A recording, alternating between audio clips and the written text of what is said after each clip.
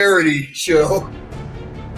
To lead the Skol chant and sound the Gjallarhorn, please welcome the 31st Adjutant General of the Minnesota National Guard, Major General John Jensen.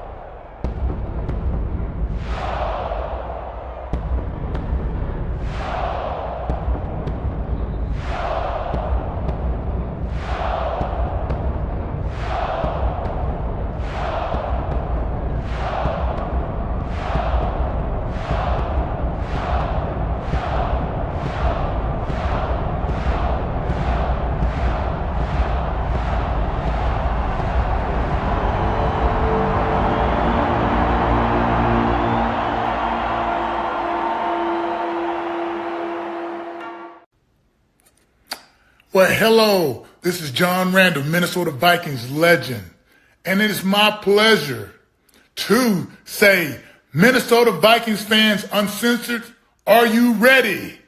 Keith, get your people up. Let's go. Skol, skol, skol, baby. Let's go. Hello, Vikings fans. Welcome to the Let's Skol show, week 19 of the offseason. I'm Fish. With me, as always, I've got Mr. Positivity, Cody Bowden. He who greets with smoke, Skolful Shack. The Vikings Ring of Honor grew one member, and it might be the first time there was ever an active player welcome. But tonight, it's all about that 2026 schedule. We're going to take a look at the Vikings schedule, give our thoughts, and make our first way too early game predictions. We're going to also go around the Gjallarhorn with our hot takes and lock in on some purple prophecy predictions. But before we jump into all that, let's break this ice. We always have an opinion on the Vikings schedule release video. What'd you think about this year's, fellas? Better than last year. It was way better than last year. I like they gave Will, the spotlight to Sean because he is low-key one of our best players. Some might say our best player. So, give him that chance to shine. And then shout to, Chris Jericho, which I didn't even know that was Chris Jericho. I was like, that guy looked familiar. But I was like, is that Jericho? He looked way bigger than I remember him being.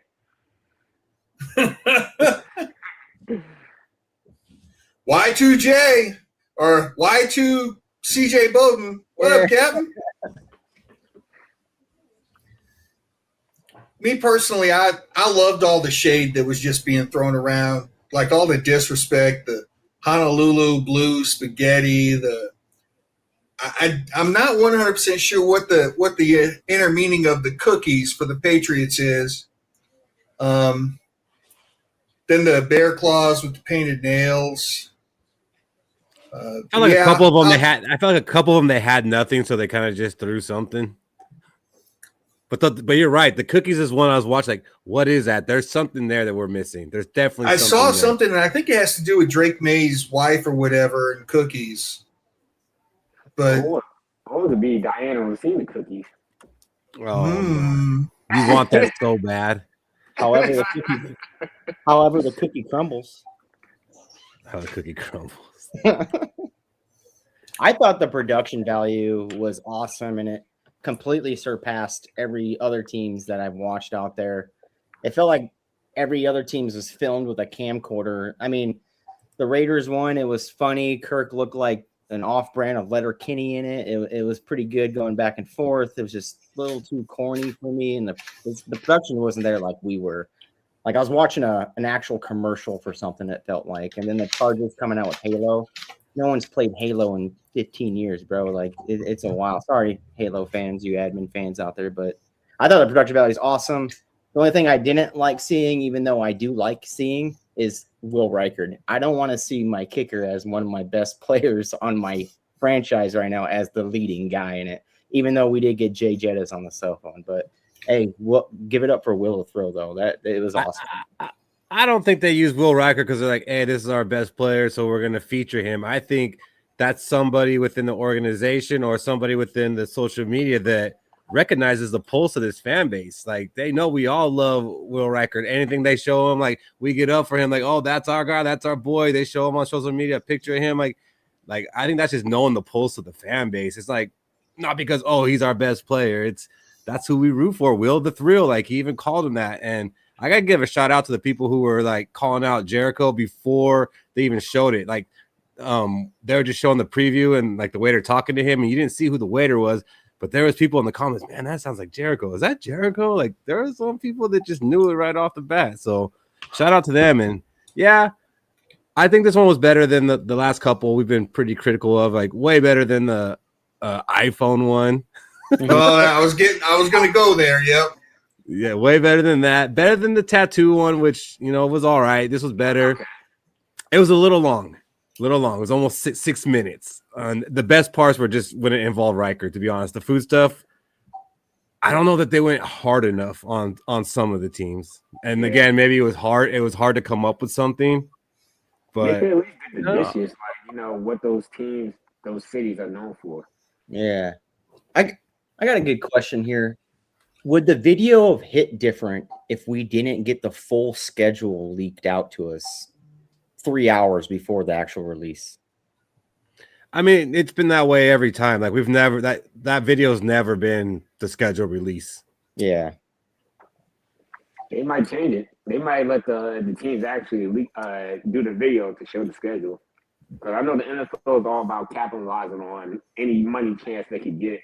Well, that's how it's supposed to be. I mean, it wasn't the NFL leaking all the games. I mean, they were leaking like the international games and the holiday games. It was that NFL nerd leaking all the games. It wasn't, the NFL doing it. I feel like the NFL has played a part. It's no way that they was like, somebody. Well, you got to information. You gotta think, Shaq, inside those walls, they have the schedule because they got to make this video, right? Like, so there's people that know the schedule before it comes out, and not just people who are involved, like people who are around. Mm-hmm. Can we all just appreciate the disrespect to the Packers? The first one was the meat and cheese, and the caption said "as good as it gets around here," and then the second one was just greens covered with cheese, and they just dumped the damn ladle on top after they poured it out. Gold. I loved it, man. What's up, Chad Skol? I did not see the 33-0 on the Indy plate. I just saw the horseshoe like in Viking colors. I didn't notice the 33-0 on there, but that makes a lot of sense. Yeah, something about the comeback or whatever. Yeah, it was great. I'm trying to figure out. Oh yeah, and the fake Italian food, the Gjallarhorn for the Jets. Yeah. Oh, I thought the Bills one was awesome because they put down some perfect buffalo wings, and then they just ruined it. And like, it's just how we beat them. Just ruined it. Well, first they dropped it through the table and broke the table. Yeah. The ketchup and mustard ruined those hot wings. That was. I was like, why did you do that? Like, those look like good. I could have ate those. Yep. I like that they did mention. He was like, "So do you have any allergies?" He said, "No." Well, maybe camera wires. I knew he hits it off the wine glass. I wish I could kick like that. Yeah, I think the interactions to me were better than the food digs. Like, there's a couple good food digs, but maybe like 12 to 13 of them No. Hold on. You got protect the foot, and he takes the one back. Oh, it's heavy. I think also, like Keith was saying earlier, I think it's also because Will kind of has that like social awkwardness to him. So it's kind of like, let's make him the star of this release schedule. Give him some shine. Mm-hmm. Oh. Nope. Turn his lights off. Damn. Shaq cracked the code. Gotta go. He did. They got rid of him. Found him. Dude, Will Riker looks super young. Like, just a straight nerd. Baby-faced assassin right there. Assassin.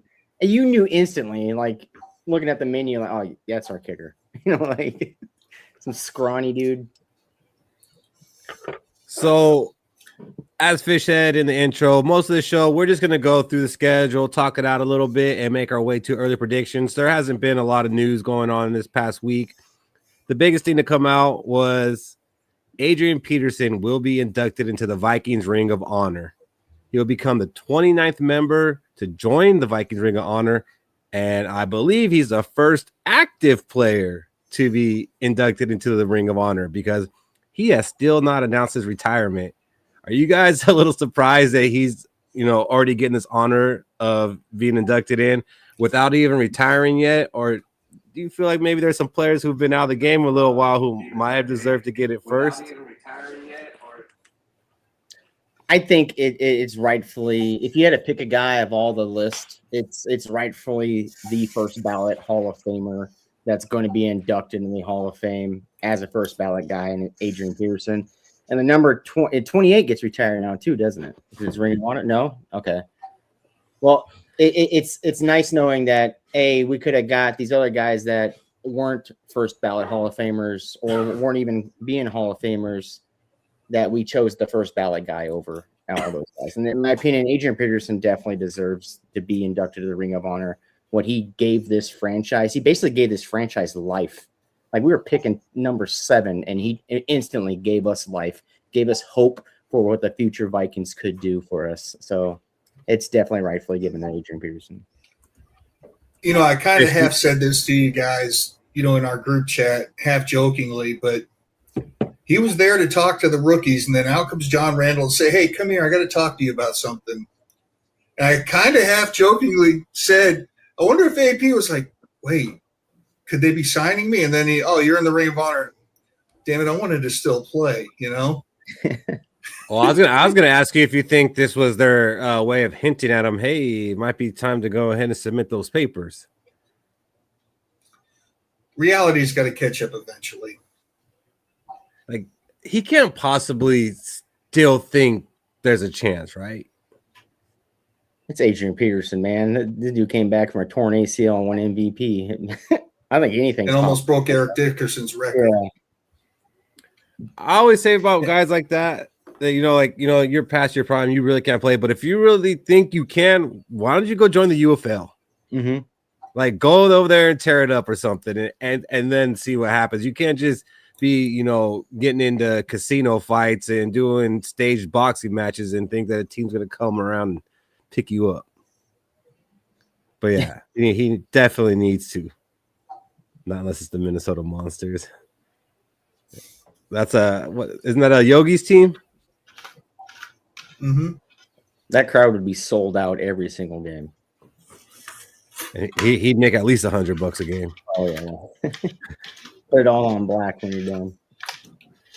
So while we're talking Adrian Peterson, and I'm sure we've done this before, Cody, what is your favorite Adrian Peterson moment? I mean, there's more than one, but give us one. Give us a story. I think one of the top ones is when he had that 296-yard game, right? And he was towards the sideline, and he just manhandles the dude. I can't remember. It was a safety. Manhandles a safety out of bounds, throws him completely off him, and then runs for the touchdown. That right there just told me, like, oh man, Minnesota Vikings' future is bright. Like, we're going forward. We might win a Super Bowl. Didn't come to play because of Brett Favre's little 19-yard interception he threw, but it felt like it something could have happened for us, like being with all those down years before that, having Mike Tice, and then we were like, oh, Brad Childress, the dude, not a good head coach, and he goes out and gets Adrian Peterson. It's like, oh, we might be good. So just seeing that moment made me my expectations and my hype for the Minnesota Vikings instantly rise, because I felt like we had the best running back and possibly the best running back of all time. Just watching that. Yeah, that's obviously a great one, and that's like one of the few games like I actually remember watching. I'm not gonna lie, like a lot of games I don't remember watching them. I don't remember. I mean, I used to, I guess drink a lot of beer during games, so I mean that might have something to do with it. Also getting a little bit older, but I remember where I was watching that game and who I was with and everything. Yeah, no, that's definitely a good one. What about you, Michael Fish? So I don't even remember who we were playing. I don't remember anything about the game except for this one little thing he did. He had this run where something happened to his ankle. Like when he got up, his ankle was kind of skewed. It looked like he did something to hurt his ankle. And I thought, oh, shit. And then what he did was he just stomped really hard on his foot. It straightened his ankle back out, and he continued playing. And I said, that's a man right there. He might have, like, sprained his ankle or something. He injured his ankle. He stomped on it and finished the game. And I was just like, man, that dude's tough. He is just made of iron. Yeah, I don't recall that one, but I don't doubt that at all. But it's funny, as you were like talking about his ankle being side, like I had a stomping motion in my freaking head as you were saying it, but I don't recall that at all. It was just weird when you said it. I was like, oh, that's. Yeah, I really like that game. I don't remember what year it was, somewhere between 2006, 2008 against the Chicago Bears, where he went for over 200 yards and he had 3 touchdowns, like 2 of them over 60 yards, just went off. Like, and that game was going back and forth. And without Adrian Peterson, there's no way we were even in that game. And that was just one of like the best games to watch him as a runner. I mean, it was real similar to that game against the Chargers. Yeah.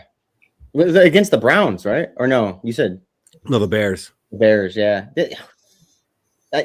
It's crazy too, because remember when we drafted Randy Moss and then after his rookie year, we're like, oh my God, we got the greatest player of all time.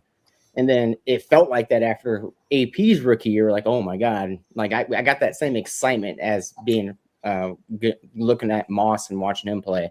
Like it just gave me that same excitement. So well deserved. Yeah. Adrian Peterson, like that was a fun time to be a Viking fan, even though there wasn't a lot of success. But if you think about if Adrian Peterson wasn't on those teams, what we would have been during that period. The Browns. Speaking of the Browns, and you mentioned him early, that stiff arm run where he just kept stiff arming Browns off of him. You just took Shaq's. Yeah. I have another one. I was gonna bring it up. That was a good, because I think we did play the Browns week 1 that year, and that's when you had that. That's Brett Favre's first game. An amazing run. But my favorite AP moment was when we played the Packers the last game of the season, and he officially ran for 2,000 yards, and he was running to get the record, and then he asked how many yards he had, and he's wondering, he's like, how many yards do I got? Because he's trying to get that record to break Eric Dickerson record, but he was just shy, I think, like 8 yards. But that was a special moment. That cemented AP as one of the best running backs to ever do it in NFL history. Because, it's always been who's the better running back, Adrian Peterson or Chris Johnson at the time. Chris Johnson ran for 2,000 yards first, and then it was like, well, Adrian Peterson ran for 2,000 yards. Adrian Peterson. Chris Johnson actually did more like this.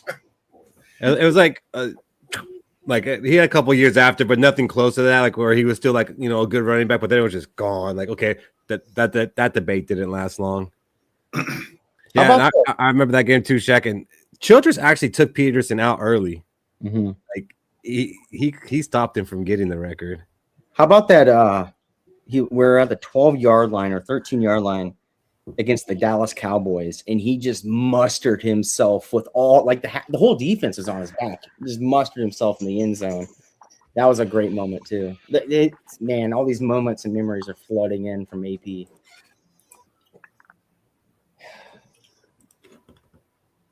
Hopefully he'll be there in week 1. Hopefully. I need to get a jersey signed. I mean, there's a good chance if it's week 1, he's there for that. He'll be at a bar the night before. Hey, he will be. Or a casino.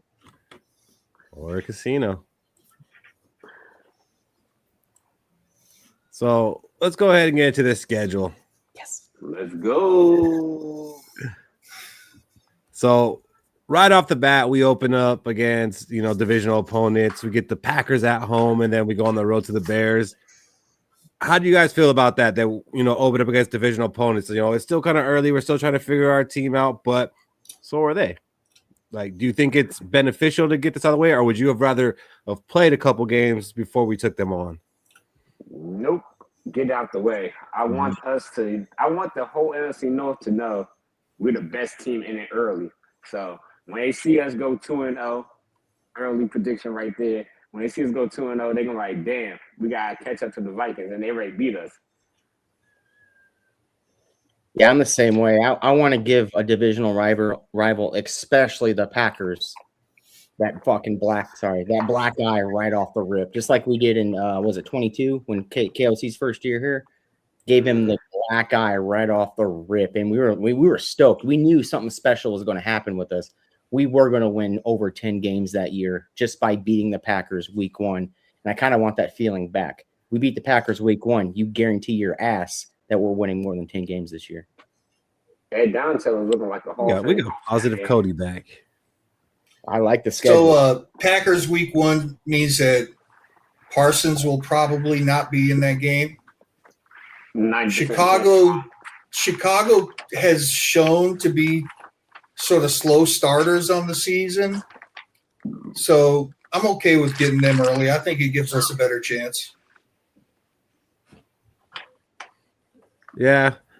I would like to probably get like 2 games out of the way before, just, especially with a new quarterback coming in. Boo. And like, if we end up going to the game and, Shaq's never seen a win before, I don't want him to jinx us. So against the Packers, I'd rather be someone else. I learned my lesson last game. I wasn't drunk enough. See, if you're drunk enough, a win or loss feels the same. 100%. That way, me and Keith aren't locking eyes like what just happened. Yeah, I don't know, because I'll tell you this from experience when I was, a big beer drinker. When you're getting your ass kicked, you don't feel as apt to go spend $20 on a beer. Well, for me, I'm going to be like, well, I came to this game. I'm leaving here with something.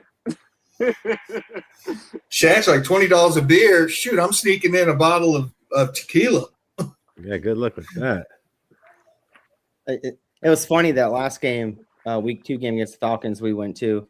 Me and Keith locked eyes on 3rd and 1, and we were in shotgun, right? Yeah, we were in shotgun. We looked at each other like, oh, they're gonna go for it on 4th and 1 after this. They're passing here. That means they're going for it. And then we overthrow Naylor by like 15 yards. He's wide open. And we both looked at each other like, yeah, they're going for it. And then we looked at the game, and now they're punting. And we're looking at each other like, yeah, we lost this one. I heard you guys talking about that. I was like, yeah.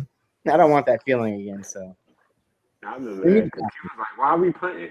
What was the point of that? He's like, what was the point of that? And the Vikings are international once again, playing in Mexico City against the 49ers. You guys excited about that one? I guess. I'm honestly, I've been saying it for a while. I'm tired of having the Vikings go international. I feel like the NFL just used us to promote the NFL, but they're not giving us no benefits in return. Like, I would love to do all these international games, but throw a flag here or there that shouldn't be called for us. But it could go either way, and it goes the Vikings' way. Just do it in the playoffs and the Super Bowl, and we'd be like this. Shaq, I don't think you understand. This is part of being America's team. Okay, they gotta send us to represent. Okay, we are America's team. Got to be them ambassadors, Shaq. For me, I'm happy for one reason and one reason only. It's not in Europe. The game ain't going to be at 8 a.m. I'll actually get to watch it. We're more like America's hope. I'm gonna miss out. I like I said last year, I was complaining about the 2 6 a.m. games. Now I'm gonna complain that we don't get a 6 a.m. game because I actually ended up enjoying that. That's early as hell. That's real. What's funny to me is like people like in the Midwest complaining about, oh my gosh, we gotta watch football at 8 o'clock. I'm like, yeah. I have a big love-hate with this one. I love the international game as my love if we are the away team, because that means it pulls that team away from their stadium. They got to play in somewhat of a neutral site, right? The hate portion about it is we're playing in Mexico, and it's the San Francisco 49ers, right? San Francisco 49ers are the second most rooted for team in Mexico next to the Cowboys. Why is that? Because in the 80s and 90s, the Cowboys and 49ers are the most successful teams with the most Super Bowls, and that's what they jumped onto. Now, go back to last year when San Francisco played in Mexico. 82% of the stadium was San Francisco, and that stadium fits 87,000 people in it. That's way bigger than the Levi Stadium or Santa Clara in San Francisco. Now we got to get that with people that they understand the football portion, but they might not understand a lot. It's going to get super loud in there. And I heard last year that they were one of the loudest crowds in all of football just because how massive those stadiums are. For soccer stadiums, it's going to get loud. So that's the hate portion of it. I wish we played San Francisco in Europe and we were still the away team and not in Mexico. Don't worry, Cody. They'll get quiet when we're up 21-0. I don't think we will. I think you're underselling the Vikings representation down south. I think you'll see a lot more purple than you're expecting. I don't see it because they played Arizona. Another little. Border. Oh yeah, Arizona. That's a good comparison to the Vikings. Another border town state. So. Cody answered my question. I was going to ask if the Lions played in Mexico before. So that kind of gives them an advantage because they have that little, they're familiar with the territory. Oh, yeah. They own the marketing rights. I am worried about this field. They haven't played in that stadium, Shaq. They played in a different city, a different state, or whatever they are in Mexico. Are they states? I don't know. They call bandos. I'm just joking. But I'm pretty sure the Vikings, I'm worried about the field because there was one time, they had to delay the game because the field was not ready for the NFL teams to play on. So, wasn't that Brazil though? Was that Brazil or Mexico? I thought it was Brazil, but either way, just make sure the field's ready and we don't have no players hurt. But the 49ers, their stadium's got like that electrical power plant or something to be ripping up tendons that, they had to go and run tests and everything on that. So, I mean, more players probably get hurt on San Francisco's field. Don't worry. They paid the scientists to say, I mean, paid. They said the scientists said the field is safe. Right. Said, paid. All I'm saying is after this game, they're going to rename it the Gulf of Minnesota. Clip that. I'm with it. I think there's going to be more Viking representation than Cody's giving credit. And I don't know how to quantify that, or else I would have made that a hot take. But I do think there's, you're going to look at the crowd, and I think Cody's going to be like, oh, there's more than I expected. Well, it should be. There's like 90,000 people, 87,000 people in that state. We got to have like at least 10. 10 people? 10,000. That's roughly 10%. I used to have a Vikings bag that I got from Cozumel, Mexico. I don't know what happened to it. My favorite would be well represented. Talk about that Mexico City thing. We opened up as 3.5-point underdogs for that. So that's kind of telling me, hey, Vegas sees us maybe as a little bit of a dark horse out there. And I think it closes within 1.5 points by the end of by the game time. Either that, or they're just counting on San Francisco being all injury riddled by then. Oh yeah. Can you bet on whether or not Jordan Addison will make it to the game? That's a dangerous proposition. That's a dangerous. Jordan Addison could get in a lot of trouble in Mexico. Just glad the game's not in Tijuana. That doesn't mean he won't be in Tijuana. Well, I could tell you a story about Tijuana. No, thank you. Yeah, you don't hear it. You don't want to hear it. We're PG tonight.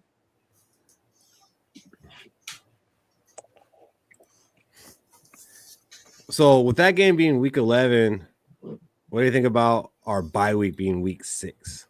Hate it. I'm on record saying I hate early buys. I prefer to have a bye week anytime from week 10 to week 13.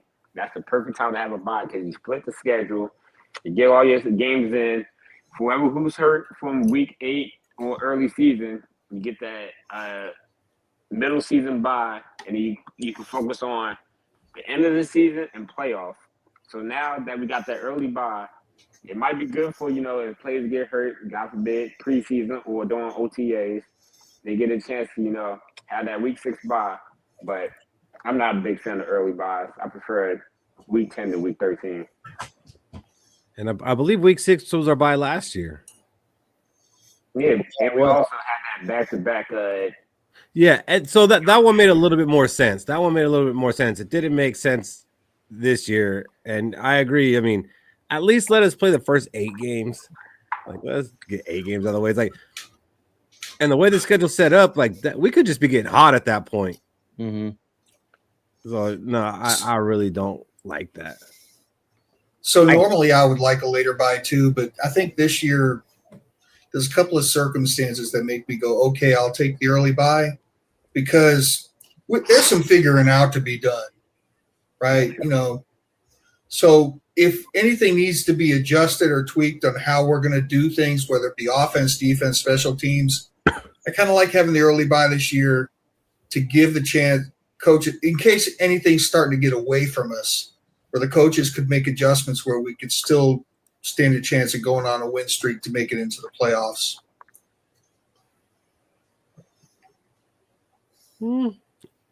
I mean, I see your logic.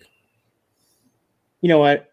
I'm gonna quote a great man, Mr. Rob B. I'm gonna say this: I don't care about no bye weeks, right? Early or late, because we have the best doctors in the world, right?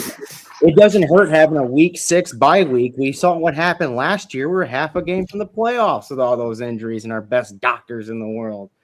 Like, I hate the early bye week. I want that refresher, just to give us a little extra time. Maybe give Darasol a little bit extra time so he finishes out the season. It's just not to be eliminated by week 12 and then Darasol sit out for the rest of the year. We're already done. Like I wish we had the bye week later. I wish we had the bye week like in week 11, the most terrible bye week you can see in fantasy football. Like, give us the week 11 bye week for once. Like I would love to put Justin Jefferson down in my fantasy league. I need that. Give me a week 11 bye week. I hate this early bye week. So I think the Cowboys got a week 14 bye. So we got rather have a week 14 bye or a week 6 bye. That's really late. Cowboys already be eliminated by then. That's all I was thinking. I'm like, they're just going to go to Cancun earlier. Yeah. Dak's just not going to show back up. Like, where'd Dak go?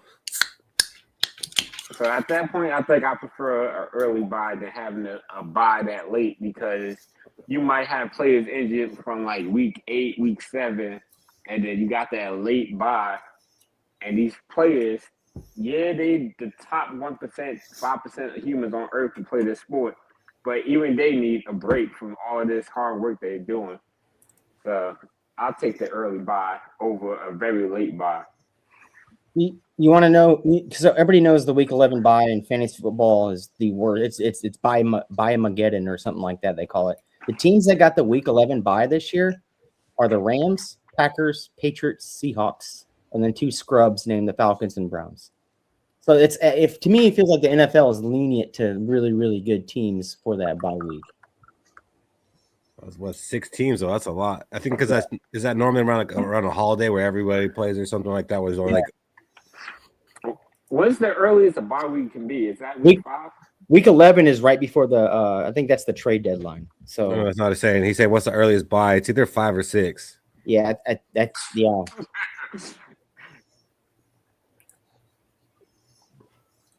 Well, let's go ahead and look at the schedule. Let's do it. So opening up against the Packers. This is going to be a late afternoon game, which I prefer those. I like to be able to watch the 10 a.m. games, no stress, and then get into my game. That's why a lot of people don't like Sunday night games or Monday night games. I love them because then I get to enjoy football stress-free and then watch my game. And if it doesn't go my way, all right, it's not going to – let's please be honest this year, Robbie says. So last year, we got split with the Packers. We won in Minnesota. They won in Green Bay. Packers lead the all-time series 67-61-3. This should be Kyler Murray's debut, right, Fish? I think it will be now. Oh, what changed in the last 3 days? I don't know. I just decided. I've decided that when we go through and make our predictions, that I'm going to make my predictions for the schedule based on Kyler Murray being our starter week 1. Okay. I don't have anything else behind it, but guess I'm caving to the pressure. I don't like that from you, Michael Fish. That's not how I see you, and I don't want to see you in that light. I'll do my best to redeem myself. Possibly no Micah Parsons in this game?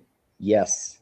Definitely no Micah. That's why I'm going a W right here. It's because that man's not going to touch the field. I think with Micah Parsons on the field, it's going to be we're a 1-score loss, like 3 points, 6 points. But with them off the field, it changes the whole dynamic and how we can do things on here, right? So, and especially early, we're going to be running the same kind of playbook as we did last year, trying to get the offense in a groove before we can get the run game going and sped up.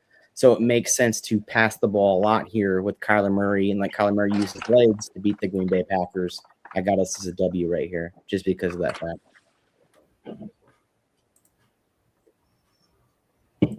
Oh, Cody's got a W. So, Fish, what do you got? Loss. I don't like this new Fish.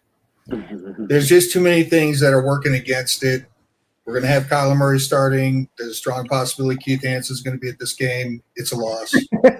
I was waiting to see who was going to be the one to say that. I was waiting for it. I knew it was going to come up. No doubt about it. I was not even thinking that. Thank you, Shaq. I appreciate that. I got this as a win because Keith Hanson's probably going to be there, and he is due. He's due one. Oh, man. 3rd and 1. Yeah, we're going to throw it this time because they would never think we're going to throw it again. What about you, Shaq? What do you got? A win or a loss against the Packers week 1? So, in order to stay true to what I said before, I'm going to say this is a win. It's going to be a close win. I don't feel like we're going to blow out the Packers. It's going to be a good old-fashioned Vikings versus Packer game, and we pull out on top.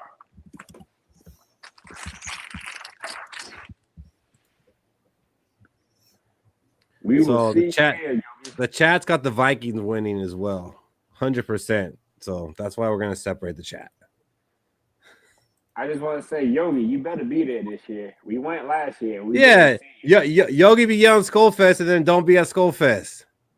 I know. I asked about 20 people. They all gave me the same answer. I thought they were lying to me. Really disappointed.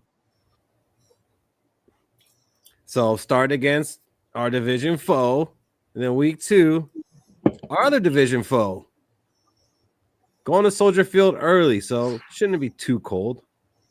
Last year we split road victories with the Bears, which ultimately ended up keeping us out of the playoffs. Vikings lead the all-time series 69-59-2. Can the Vikings go into Soldier Field and knock off the defending North champs? Who is the Chicago Bears starting center right now? They drafted one. They drafted one, or did they sign one too? They signed one, but then they drafted one that would make you believe that that's the starter because it was Logan Jones. Really? Logan Jones? Garrett Bradbury or Logan Jones? Third round. I think it's going to be Garrett Bradbury, the first round pick. Oh, and thank God we signed Caleb Banks that game. Now, does he get to Caleb Williams here as Caleb Williams scrambles around? Does he make the tackle in the backfield? Does he make the sack? No, but does it put pressure on Caleb Williams? Yes, and I think Caleb Williams will throw 2 picks this game because of that pressure from our boy Caleb Banks, and it's early in the season. He is still going to be healthy. I got Vikings going with a big W here.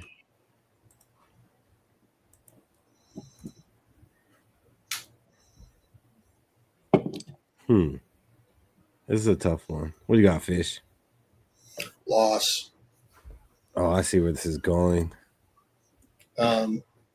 I think that our offense isn't going to be clicking as well as we want it to. Chicago always plays us tough at Soldier Field. It always feels awkward. It's something to do with the surface, their playing surface. It's going to be a close game, but we're going to lose this game. Fish, are you doing the thing? Just never know, Keith Hansen. Either Fish is doing a thing or he's presenting his case of how JJ McCarthy does end up the starting quarterback at some point. I would never, and I'm shocked and appalled that you would even insinuate that about me. What do you got on this one, Shaq? So for me, I have us beating both our division rivals. I have us at 2-0. I feel like we are going to have a great game against Caleb Williams, but I feel like we're just going to have the better overall team compared to the Chicago Bears because they, like us, they have a lot of new pieces. So right now I have us at 2-0.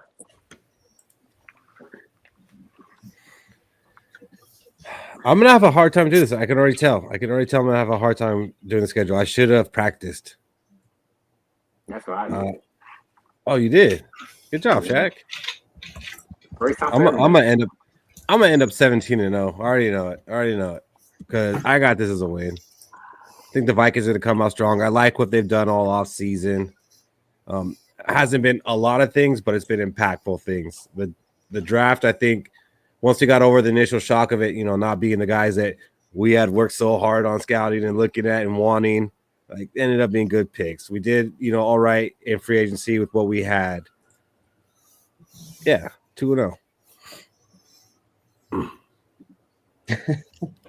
I'm waiting to see what Robbie says. And we got the Vikings 2-0 for the majority. I'm gonna say what Homer's. Probably. He's typing, or else I'd be saying his hands would be going a mile a minute. I'm just trying to get to week 7 at 3 or less losses. That's all I'm trying to do here. Good luck with that. So what am I saying? That's possible. Especially these. Doing that thing. And the chat has it at 50-50. Ooh. Someone to break that tie. We got to influence them. Shaq, influence the chat real quick. Give them something. I got you. All right. So boom. Basically, the reason we would win this game is because we gave B-Flow better weapons on defense. We kind of got more film on Caleb Williams. He's going to probably struggle early, and we got more film on him. So with our new weapons and our offense, that should be more consistent than last year because, J.J. McCarthy was coming off an injury, and then the second time we played the Bears, I don't know if it was J.J. McCarthy playing, but it was J.J. McCarthy playing. He was coming off an injury again against the Bears. So hopefully with Kyle Murray healthy from week 1, our offense get going and our defense contain the Bears offense.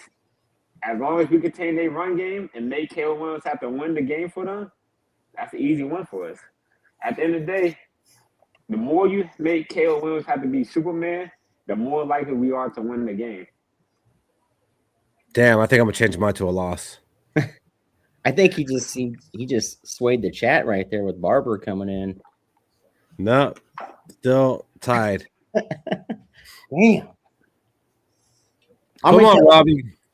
I'm going to say this: we had JJ McCarthy. Everybody says was the worst quarterback in the league last year at his 9 touchdowns or 8 touchdowns, 11 picks, and we only lost by a 56-yard kick return. Right, and we that same bad quarterback that we had out there, we won week 1. He scored 3 touchdowns. So now you insert a way better quarterback in Kyler Murray. That if anything, that should sway your mind to where we're going to actually win this game. Not only that, we only lost the second game because of kick return. Yeah. Put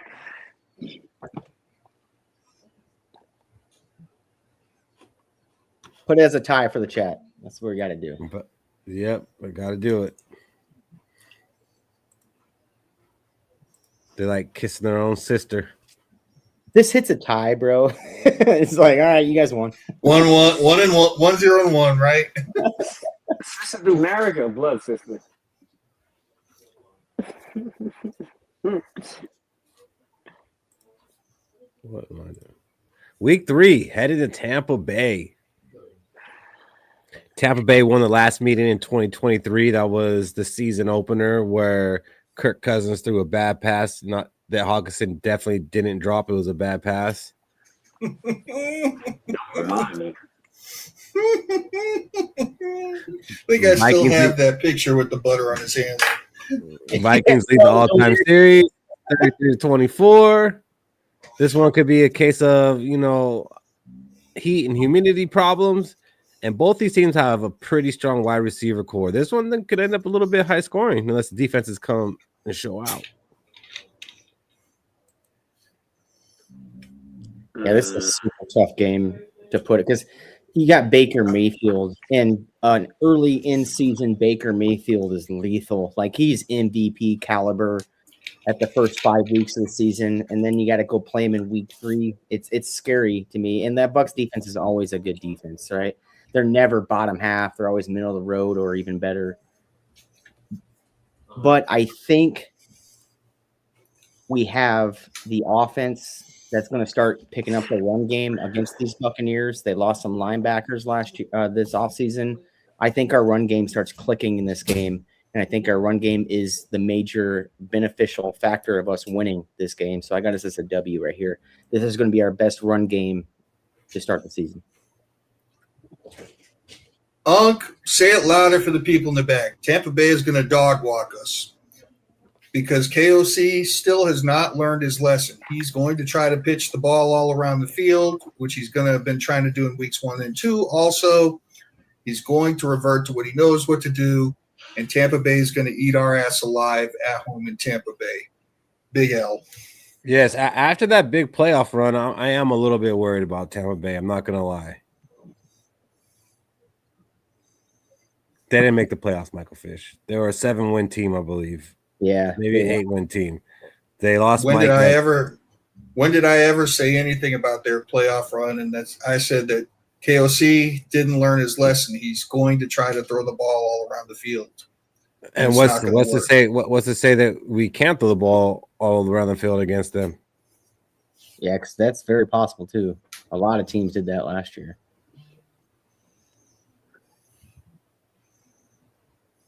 Be a Jordan Mesa gay for sure, says Aaron. Man, we are going to beat Tampa Bay. I'll go ahead and put that on record real quick. Much more confident with this W than the other two. Plus, Aaron's going to be at this game. He's got a winning record, I think, probably. I mean, I don't know, but he probably does. Robbie will be at this game too. Robbie's going to this game? Oh, yeah, he's going to the game. Yep, he's going. All right. I'm going to keep it as a win.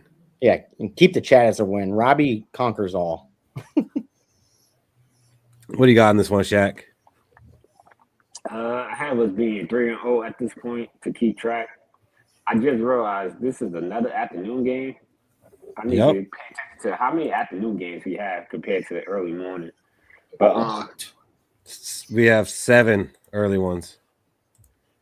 So, yeah, I'm going with Vikings win. I think our defense is going to start to show that they actually one of the best defenses in the league at this point, because by week 3, that's when we start to figure out the defense, and that's when the NFL Network, ESPN, starts saying, is the Vikings one of the best teams in the league? And that's when I answer, yes.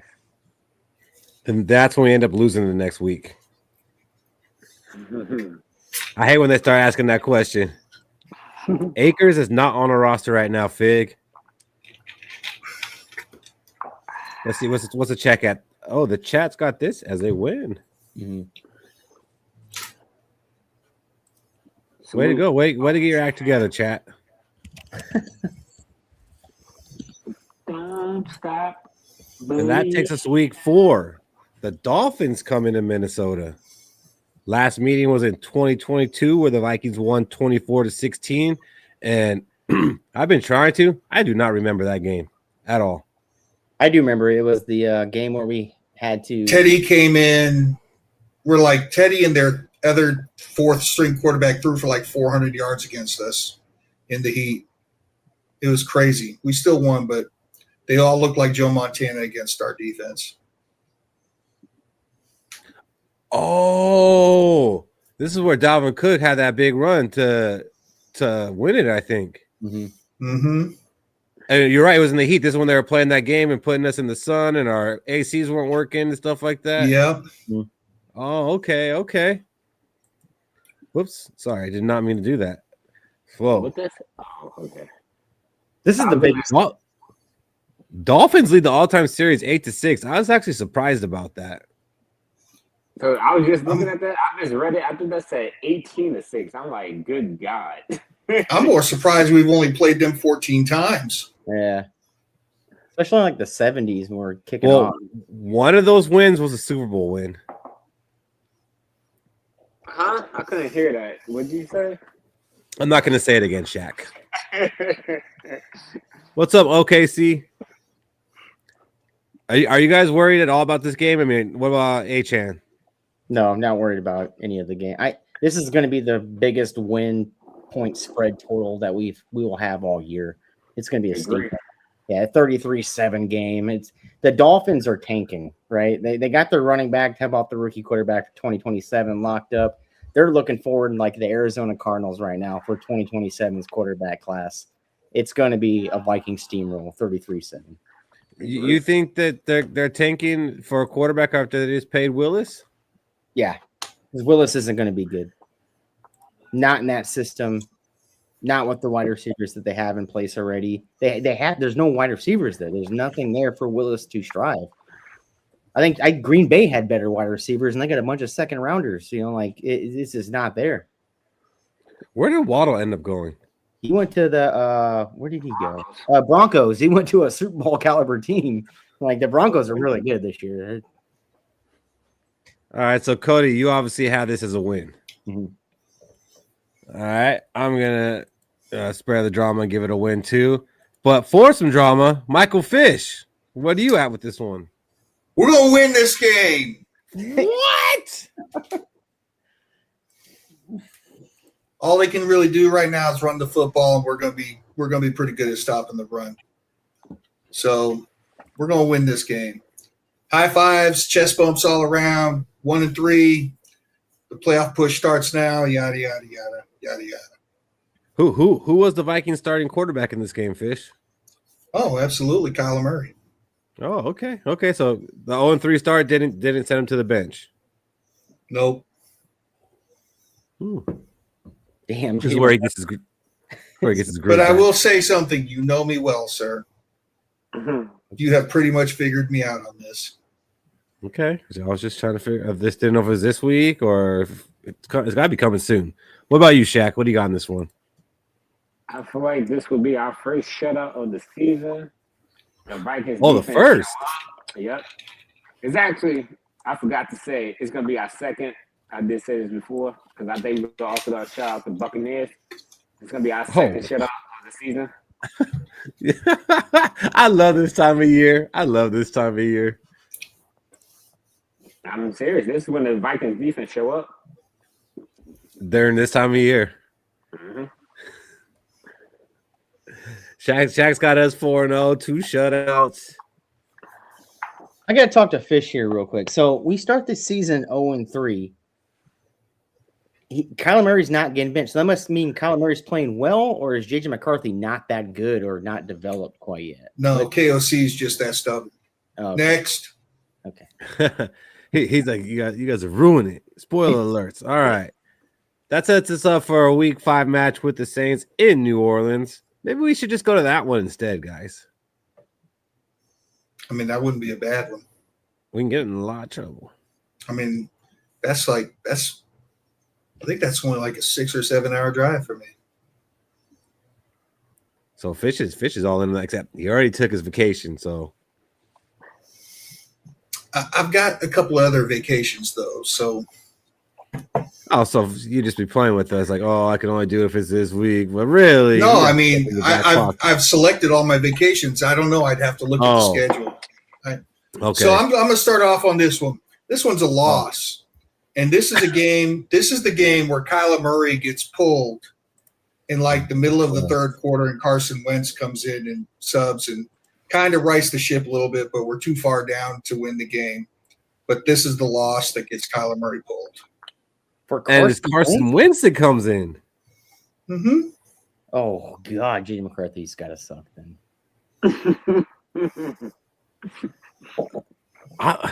I'm not liking Fish's angle. I'm really not. Cody, why are we losing this game? So I'm not gonna say we're losing this game. I got us going 5-0 heading into the bye week. What scares me though is the quarterback from New Orleans. I think he's going to be a legit quarterback in this league, Tyler Shug. Last year he played 5 games, had 10 touchdown passes, 6 interceptions, ran for 3 touchdowns. Like, he is a good quarterback for a late round guy that we've seen this league next to what's a guy named Brock Purdy. Like, he's got the tools to win games for that team. And it kind of scares me. I think it's going to be a very close game, but I think Minnesota comes out. If I was a bettor, I would not take the minus points that we're going to be favored by. I think it's going to be around 6.5. We're going to be favored by. I think it's a field goal game. So I got Minnesota winning narrowly by a field goal. Will the Thrill, our schedule maker, is going to slap one home for us here. 5-0 entering the bye week. Cody, you are wild. Whatever the negative points we are, I would like. What's it called when you say I want to double that? Yeah. Well, like, hold on. When we're -6, I want -12. I want -12. Oh, you want a teaser? You want to be teasing? Yeah. That's what I would do on this one, because the Vikings are gonna whoop that ass, no doubt about it. Like, more so than they're gonna whoop the ass of the Bucks or the Dolphins. Like, this is gonna be an ass whooping. That's why they put this game on noon. They already know what's gonna happen. They're not gonna put this on a prime time or anything like that. Not even the late afternoon games. This is just gonna be one of the ones that blend in, that they barely even get to show on Red Zone. Like, Vikings are gonna smash them. All right, good, because we need this smash, because after the bye week it gets a little tough. Shaq. For me, I had the Vikings being 5-0. I misspoke. I said we're gonna shout out the Buccaneers. It's actually we're gonna shout out the Dolphins and Saints. We're gonna shout out everybody. Nah. I really believe Diplo's not giving up a point this year. I did have a hot take. We're gonna allow one of the fewest points throughout the season, but this is gonna be definitely a nice shutout game. I don't see nobody on the Saints offense scoring on us. I don't see them gaining 100 yards on us. Robbie said the Saints start Rattler and we lose. I even think I said before the Vikings defense will have more points than the Saints offense this game. You should save that one. You can save that for when we have the Saints fans on. Give that real disrespect. Give that real disrespect. I don't remember it. I'll try to remember, and like, hey Shaq, remember that one you had back in May? Hit him. Don't worry, I'll tell them it's okay to lose to an NFC championship team. So we're heading into the bye. Me, Shaq, and Cody are 5-0. Fish is 1-4. That's good. Still in the playoffs. Yeah. Not at 1-4. Not at 1-4. Yeah, 1-4, you're out. There's no way you're making it. And I'm not trying to be a homer on here. Like, I think 5-0 is realistic here. It's probably, I think 4-1 is fair too. There's probably got to be a slip up somewhere. But I don't think, like, if you're predicting 5-0 at this point, I don't believe it's a homer take. Yeah. Coming out of the bye. Okay. Okay. Now comes the redemption arc. We've gone through the bye. We've seen what's not working. We've made adjustments. Our QB depth chart coming out of the bye is going to be J.J. McCarthy QB1, Carson Wentz QB2, Kyler Murray QB3, like it should be. We're going to have a more balanced offensive attack. We're going to beat the shit out of the Colts. We're going to beat them by at least 2 scores. You're at least making this interesting. So for me, coming into week 7, we can't lose more than 2 games heading into this. You can't. And through a bye week already early, it's over with. You can't lose more than 2 games. If you lose more than 2 games heading into week 7, you're not making the playoffs. And that's final. Because the stretch that we got here from week 7 through 11 are brutal. And there's got teams that are out there that can beat us too by a field goal here and there, right? So the Colts, they will have Daniel Jones back in week 7. He will be healthy for this game, right? That's what makes week 7 the start of our gauntlet. The Colts were a really good team last year with Daniel Jones under center. They only started losing out after they put Daniel Jones went down with injury, and they put Riley Leonard in there, and they put Phillip Rivers in there. They won 1 game, I think, for the rest of the year. Like it wasn't good for them. So this is scary for me. Week 7, I have us against the Colts since we're 5-0. We're going to take a loss here. I think Daniel Jones does his thing. I think the Colts has still got a good wide receiver core, good defense out there, and they beat us. It's probably going to be a close game, but they definitely beat us. You know what that felt like? That felt like, Cody's thinking, damn, I got us 5-0. I got to throw a loss in somewhere. Let me toss one in right here. There's going to be a few losses from week 7, 11 coming here. I got the Vikings winning this game. We're going 6-0. It starts to feel like one of those seasons at this point. It's starting to feel good. Really thinking about, all of the other seasons where we went to NFC conference championships, because I can't remember any time we went to a Super Bowl, because I've never been alive when we went to a Super Bowl. So it's really, it's starting to feel like one of those NFC conference championship seasons after we go 6-0. What do you got, Shaq? Easy win. I see us beating the Colts. Not afraid of anybody. Their best player is Jonathan Taylor. I feel like Dominique Orange and Caleb Banks should be ready. I feel like our defense is going to be hitting on all cylinders. And we're going to shut down Jonathan Taylor. We're going to make Daniel Jones look like the Giants' Daniel Jones. Not when we had Dontel, but when we had a real defensive coordinator. And we're going to smack the Colts. I agree. Daniel Jones, didn't look too great last time he got paid. That's true. Ooh, Fish, you got some adversity here. Fish, I hope you are incorrect. Write this down. Kyler will be comeback player of the year. I hope I'm incorrect too, Jay. Love you, but I'm not. And this win is not going to be because of great quarterback play. It's going to be because of decent quarterback play and a balanced attack and great defense. Like Kirk Cousins, we were down 33-0. Our defense finally stepped up a little bit. Then we go to Detroit for week 8, noon game. Vikings swept the Lions last season and lead the all-time series 82-45-2. Lions will never come back from that in my lifetime. Both teams kind of looking for a bounce-back season. Lions definitely looking for a little bit of revenge after getting swept by us last year and embarrassed and eliminated by us on Christmas Day. Should be a fun game. Michael Fish, lead this one off. This is our first shutout of the season. We're going to blank them. They're not scoring any points against us. We're going to win. Right. I should be writing down the shutouts when you guys say them. Cody, did you say you're going to this game? I'm going to Minnesota one. This is going to be so. Last year I had the Christmas Day tickets. I was supposed to go up to Minnesota, watch it with my wife, and I had to deny that for her. It's going to be her first game. This is going to be a W for Minnesota. The Detroit Lions, their window closed, and it closed abruptly, and you can tell by the roster they put together. They put together a bunch of 4th-round picks with the mixture of 2 really good first-round picks and Jahmyr Gibbs, and then they got the other guy, Penei Sewell.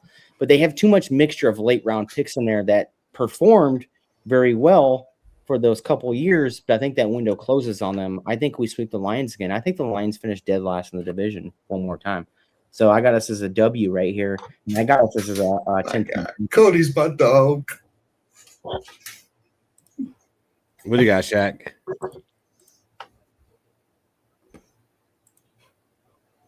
I think I muted. My bad. First loss of the season.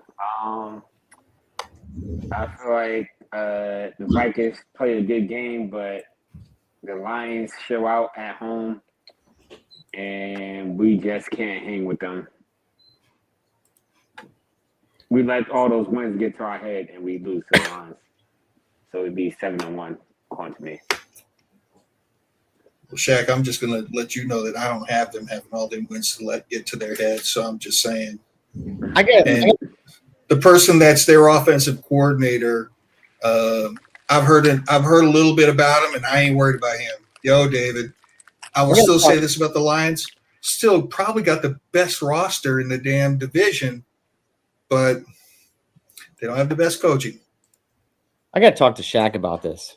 Brother, we played the Lions in December last time, and we had Max Brosmer throw for -7 yards, and we still won the game. What are we doing? But I don't believe we're about to do that all over again. That was like a miracle game. But we're not going to have Max Brosmer in the game. Like, we're going to have a way better quarterback. Like, what are we doing? I get that. I feel like the Vikings going to Viking this game. Oh, okay. That covers it. Vikings going to Viking. I got the Vikings losing a close one. And the chat overwhelmingly has the Vikings taking a loss. Holy smokes. Maybe people are just mad at Fish. It's going to be a long season for y'all. It's time for Monday Night Football against the Buffalo Bills, who we haven't seen since 2022, that epic game. You know, everyone remembers that game for that one play. The Dalvin Cook touchdown run.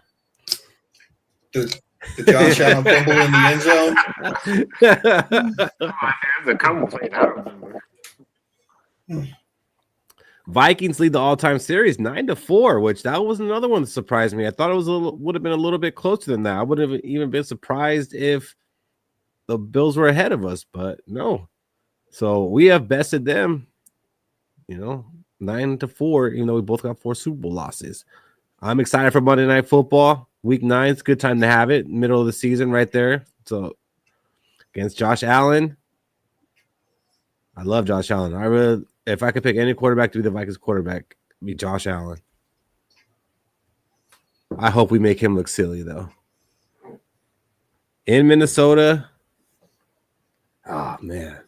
This is going to be a good game. This is going to be a fun game. I'm going to be, amped up at work for this one. That whole day. I'm going to wish I knew a Buffalo fan. What do you got, Cody? So there's talks about the Bills versus the Rams being the highest scoring game of the year. And I think the over-under is at 60.5, 60.5. I'm going to say that's a lie. I think the highest scoring game of the year is going to be us versus the Bills. I think it's going to be a shootout. It's going to be a lot of offense. It's Monday Night Football. It's live broadcasting. But I don't think Josh Allen makes the same mistake he made the last time we played him. And Josh Allen wills this team into a win. We lose this game. I'm going to say around 34-31, Josh Allen marches him down the field. What about you, Shaq?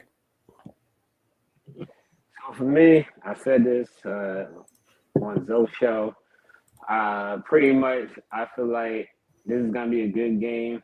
Might be up there for game of the year. But there will be MVP chance. Fish, close your ears. But this is when Kyler Murray shows that he's the real deal for the Minnesota Vikings. And we outperform the Buffalo Bills with Josh Allen. And that's when they start to say, is Kyler Murray a legit MVP candidate? And the Vikings are 8-1. Boom. I also have the Vikings win this game, man. I don't think the Bills are that good. Josh Allen is that good, but I don't know that he can keep carrying them the way he's been carrying them. They give the guy no weapons. And they were great in the regular season last year and kind of struggled in the playoffs. Like, I think they were a lot better team in 2022. We're not playing that team. So I think we get this Monday night victory, and walking into work Tuesday is going to be sweet. What do you got, Fish? We have found the winning formula.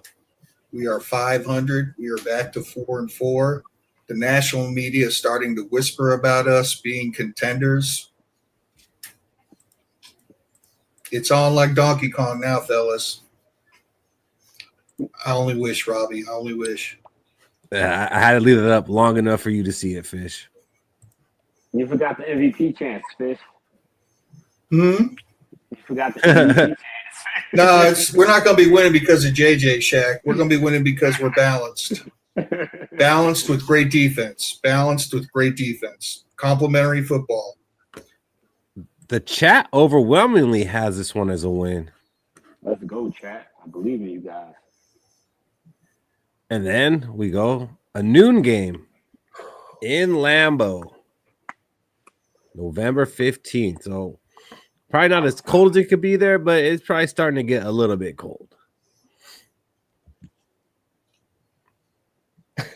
And then we're 5-4. We're going to win this game. You probably get Parsons back in this game. You get Parsons back. I don't care. We got it figured out. We're 5-4. We're going to win this game. We're going to embarrass them at home, and we're going to be talked about as being contenders for the division. What will they be saying about Kyler Murray after this game? That he's probably in his best spot, ready to go to the practice squad. Cody, what do you got? I think this is going to be an ugly game. The winner is only going to score 19 points. It's going to be November 6th. It's going to be cold as hell. There's no snow on the ground. You're playing football in November at Lambeau Field. It's just going to be brisk air, just cold, breath coming out of your mouth. It's going to be a sloppy game. It's going to be a rough game. 19-16, we lose.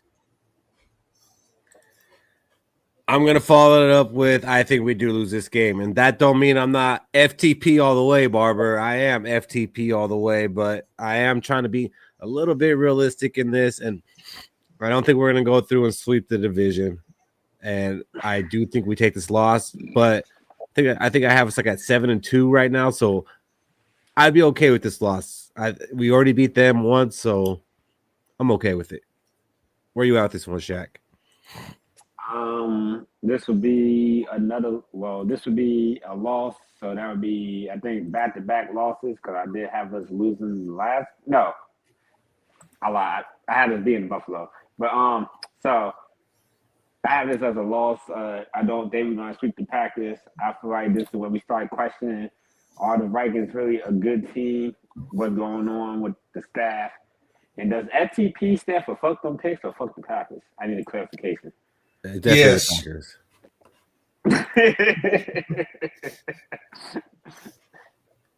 And the chat has the Vikings winning this game. FTP, baby. Next time we do this, good. I'm not picking games where I think the Packers are going to win. I feel dirty. Yeah. Why Next, do that? Minnesota in Mexico City. Vikings won the last meeting against the 49ers 23-17 in 2024 when Jordan Mason ran all over us. And we're like, dang, I like that. Let's bring them over here.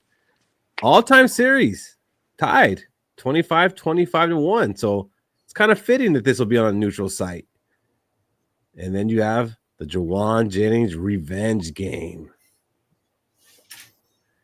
Sunday Night Football, another primetime game for us. Like during our gauntlet, they're putting us on prime time. Jennings scores a winning touchdown. Hit us with the Fish. Oh man, I don't know. I think it's gonna be close, but we're gonna take the loss on this one.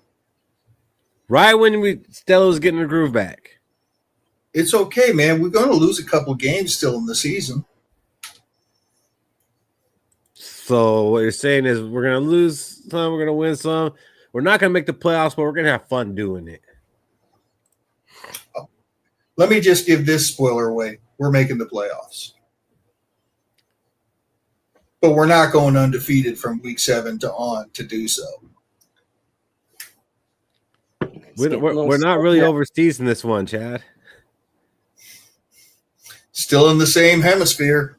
Yeah, we're not really overseas in this one. Like the flight distance for the Vikings will be the same as if they were flying to San Francisco. Like, yeah. I'm not worried. I think the Vikings fans will have a bigger showing than Cody's giving them credit for. Niners suck. Vikings win. McCaffrey's probably out by this time of the season anyways. And then he'll come back for like the last 3 games of the year where it doesn't matter. Come on, Cody. I got us as a loss. It's 49ers, Mexico City. I think the 49ers defense, they've had some hardships in the past 2 years where their defense is completely wiped out. I don't think that's going to happen for a third straight year. I think they're going to be primed up, ready to go. The guys that were injured, the guys that were injured last year are going to be fully healthy coming into the year around week 7. So I have the Niners beating us. We're going to be losing close game again. Juwan Jennings does have a really good game, but again, we're going to lose this game. I just think the 49ers defense, if healthy, they beat our offense. Oof. What are you talking about, Brian? We have like 9. Oh, that's low, Keith. that's low, buddy. That was low hanging. I had to.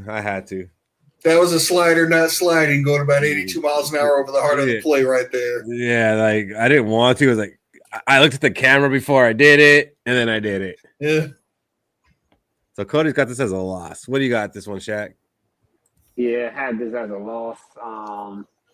We're going to a little slump, back-to-back losses. We play the Packers, we lose. We play the 49ers and Mexico. Traveling after that loss, we lose to the 49ers. And I feel like this is a wake-up call for the Vikings.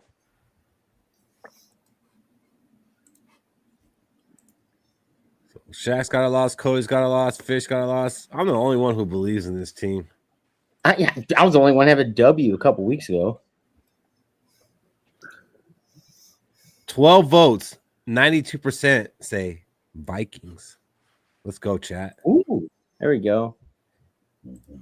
It kind of makes sense too, because that Jordan Addison game where he ripped the ball away, they were heavy favorites against us, and we won it. So it's just you got a revenge game for Juwan Jennings and for Jordan Mason. Mm-hmm. Oh, I forgot to mention, another reason we don't win is because we don't have Sam Darnold.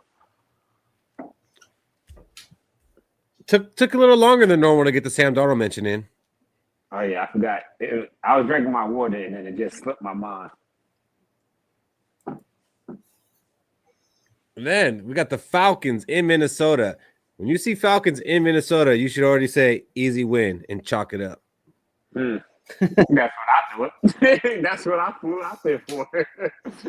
So Falcons did win the last meeting in 2025 by a score of 22-6. The Vikings didn't even score 1 touchdown, not one. Let's go crazy.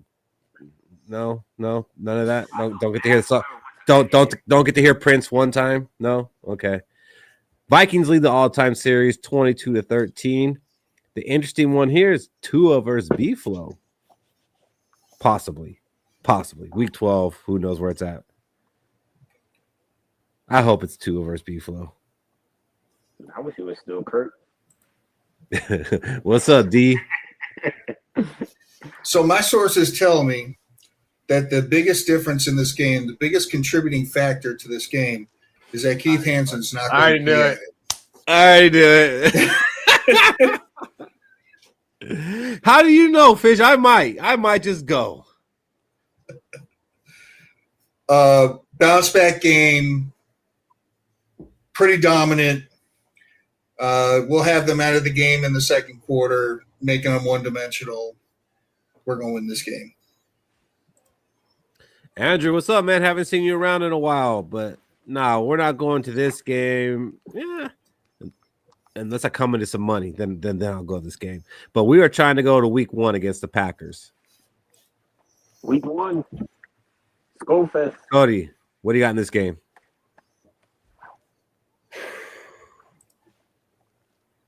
We're putting a mud hole into the Falcons this year. I don't think Michael Penix is that good. He wasn't that good against us last time. We lost because we had the most terrible offensive line. And I think we're working on our 5th different reconstruction of the offensive line. It was only week 2. I think it's a big W for us. We're winning by 2 or more scores. That's what I'm talking about. Shaq? Yeah, I have us bouncing back not only from last year, but from our back-to-back losses.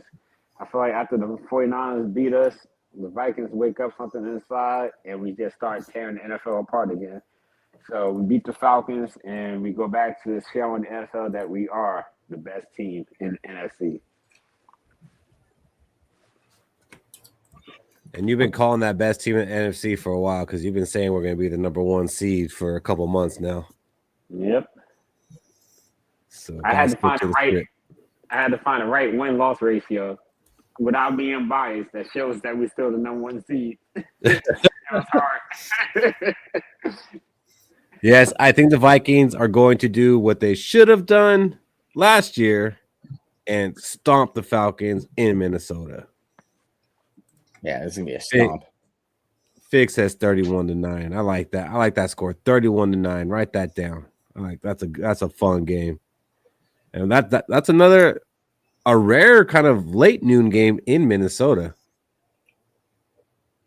Late afternoon. Like normally they play late afternoons because they're on the West Coast or something like that, or it's against the Packers, so it's like the game of the week. But to be against the Falcons on a regular Sunday, kind of odd. But I like it. I'd rather have the later games. Let's see. The chat's got this one for the Vikings. Good. Oh, we got all W's. Next. Got the Panthers coming into Minnesota. This one's an interesting one. Vikings won the last meeting in 2023, 21-13, which Kirk Cousins tried to throw that game away literally. Vikings lead the all-time series 11-6. Panthers kind of a team on the rise. They did win their division to make the playoffs last year, which it only took 8 wins, but they still did that. What do you got, Cody? I think this is a W. We watched, Bryce Love. We watched Bryce Love. He always has a good year, then immediately has a bad year, then has a good year, immediately has a bad year. He's like up and down. And I think this is another big game for us. I think we win by 2-score game, probably by 10 points, maybe 12. We smoked the Panthers here, and I fully believe that because I think Bryce Love's going to have another down year. And this is where the Panthers are at like 6 losses, and they're thinking maybe 2027 is the class we should be drafting at. So it's a big W for us. So if I remember correctly about the 23 game, Sam Darnold was their quarterback, and they had that one wide receiver that did his best to just hand us the game, where we were dominant for 3 quarters. And then for some damn reason in the 4th quarter, Sam Darnold had like one good drive, and all of a sudden they were within 1 score. But that was back when they had a pretty good defense. We're going to win this game. We're 7-5.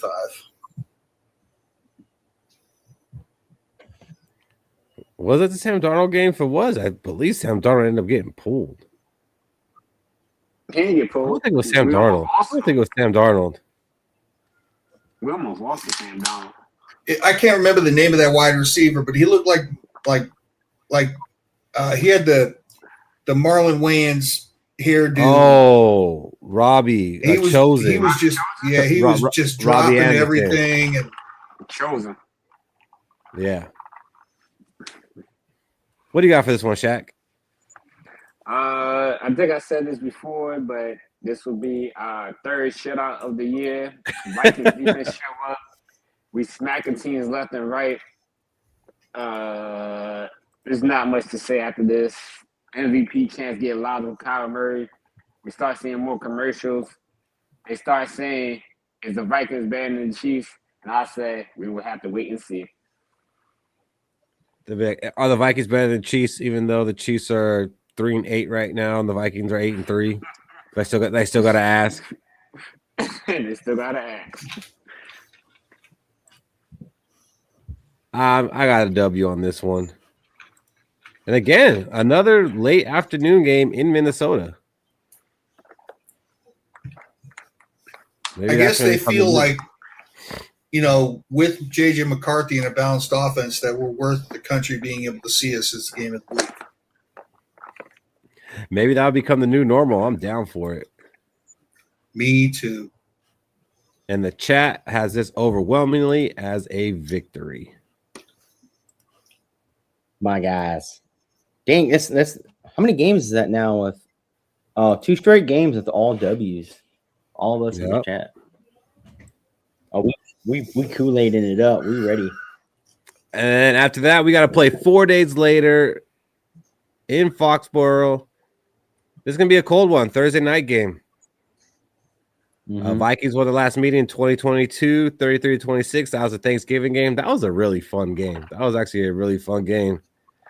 Was that the last time that we had a kick return for a touchdown? I think so.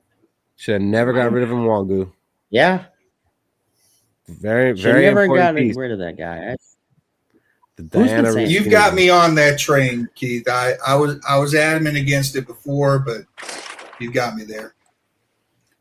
Someone said not get rid of anyway. Champions, the one that got away, and Drake May. I think this ends up being a good game, but I'm going to go first, and I'm going to chalk this up as a loss. I feel like Thursday games just don't ever go well for us. I like Thursday games. Like when we play, I enjoy it, but they just don't seem to go well for us. And this one being in the cold at night away, I'm going to go ahead and take this L, and I'll be okay with it. What do you got, Cody? So without Mr. Mike Vrabel as the head coach, I think the Patriots might be. I think the Patriots are in a little disarray. He's not playing. He's not the coach for the Patriots right now, is he? Mm-hmm. Yeah. I was going to ask. I wasn't sure. Yeah. So when I'm looking at it as, I think the Patriots are going to be in disarray. I get their playoff run. It was magical. But looking at their playoff run, they beat a Broncos team that didn't have Bo Nix. They made it to the playoffs because they had the weakest schedule in the NFL last year. And they got through it all. And they had a motivator as head coach in Mike Vrabel. They're not going to have that this year. And now they're going to have one of the toughest schedules because they made the Super Bowl. I got Minnesota winning this game. And I think it's not going to be pretty either. I think Patriots are going to collapse. I think they're a product of their head coach, a really good head coach, just like how he was in Tennessee. And I think the schedule is going to eat the Patriots alive this year, and Minnesota Vikings win this game. Does it change if I tell you that Vrabel is still their coach? Nope. Because I think he's got too much things going on in the background. All right. Shaq, what do you got on this one? Pretty much, I feel like we beat the Patriots. They're going to start looking like how they did in the Super Bowl. They're going to start be like, damn, are we not that good anymore? They're going to get flashbacks of the Super Bowl as we waxing Drake May's ass because they can't find out where the blitz is coming from and he can't get the ball out in time. So I know if we lose, Patriots fans are going to try to find this clip up, but good luck because we're not losing. We're beating that ass. Yeah. What do you got, Fish?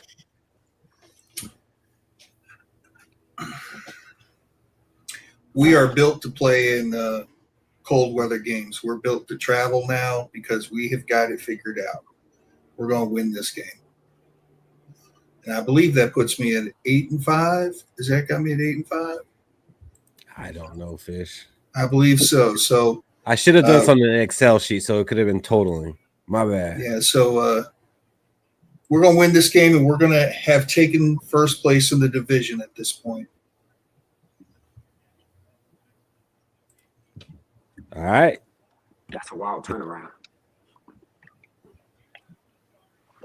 The chat has the Patriots. What do they know? Say nah. I wish we had the record for last year's chat and see where we're at. Hey, guys, I mean, just because I literally grew up in Massachusetts and spent the first 32 years of my life there, please tell me again how cold it is at Foxborough in December. Go ahead, lay it on me. It's super cold, right? Have you specifically been in Foxborough at nighttime in December? Not at night.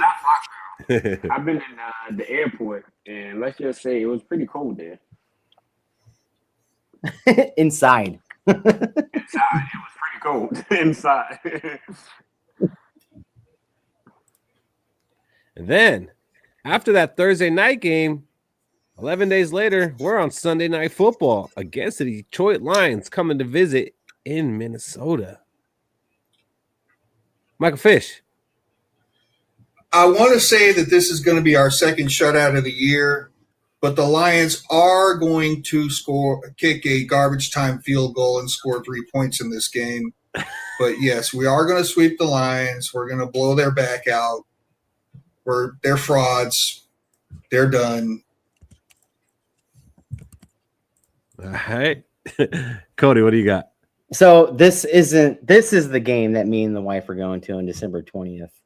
I get leave from the Army. I'm gonna go back home.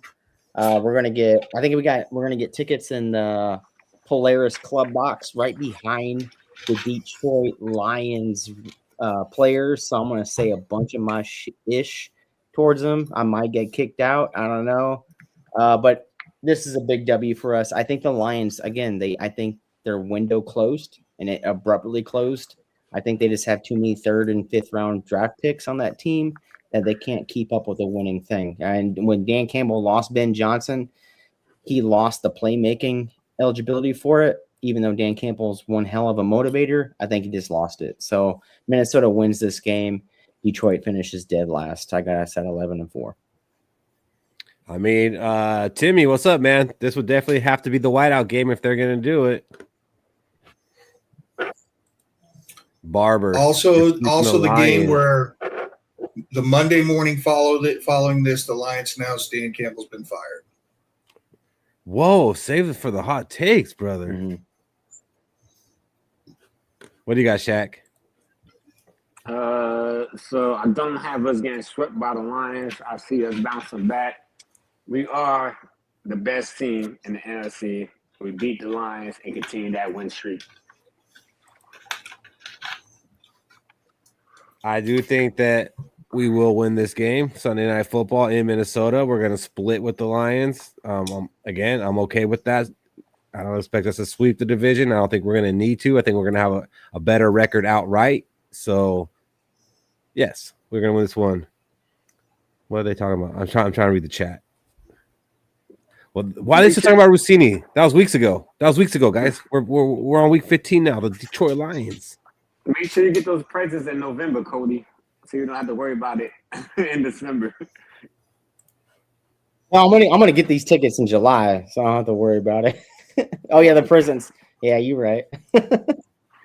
5 kids is the whole thing out here. The chat has this as a W. There we go, chat. Dang, that's our 3rd game this year with with all W's. Awesome.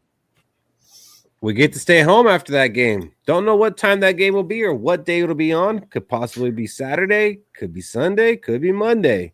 Vikings won the last meeting in 2025, 31-0. Vikings lead the all-time series 16-13. Could we finally face a healthy Jaden Daniels?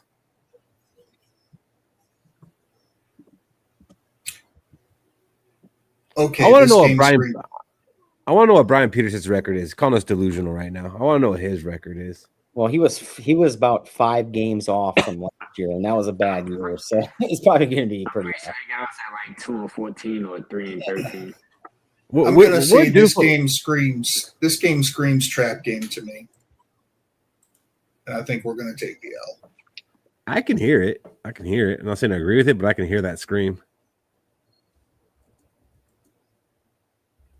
What do you got, Cody? I'm with Fish. I think it is a trap game. Jaden will play.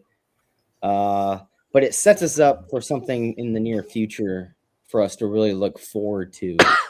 I think Jaden is a great player. I think he's going to stay healthy this year. We take the L here. Shaq, correct this. Oh, I will. This is another W for us. The win streak continues. Vikings show who's stopping us. We don't know yet.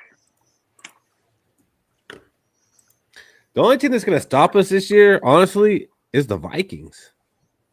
My biggest opponent. I also have this as a W. Like, the only reason I would call this as a loss is because I'm scared that I'm calling too many W's, and this feels like a good spot to kind of just sneak one in there. I'm not going to do that, though. Not this first time through. Maybe next time when we do this. Nah, this is a win. I'm not looking at like what we've done so far. I'm looking at every game as an individual basis. Do I think we will beat that team? Yes, I think we will beat Washington in Minnesota. I don't care if it's on Saturday. I don't care if it's on Sunday. I don't care if it's on Monday. They can F around and put it on Wednesday. We're beating the Commanders. In chat, this is going off of if we're healthy. Granted, injuries do happen, and we can't predict the injuries. So, on paper, this is what we're going by, in case y'all need to know. Chat, we need one more vote, or else you guys are going to have your second tie. So I'm going to break this tie so I can end the poll right after. Barber said the only thing stopping us is KOC's bad play calling. Man, I think KOC's gonna win the fans back. He called a good game. I'm making my predictions right now based on him doing just that, Keith. Okay, I like it. And the chat has the win against the Commanders. Wasn't that JJ McCarthy's best game last year? It was one of them. I mean, I like to say the Dallas game was the best one.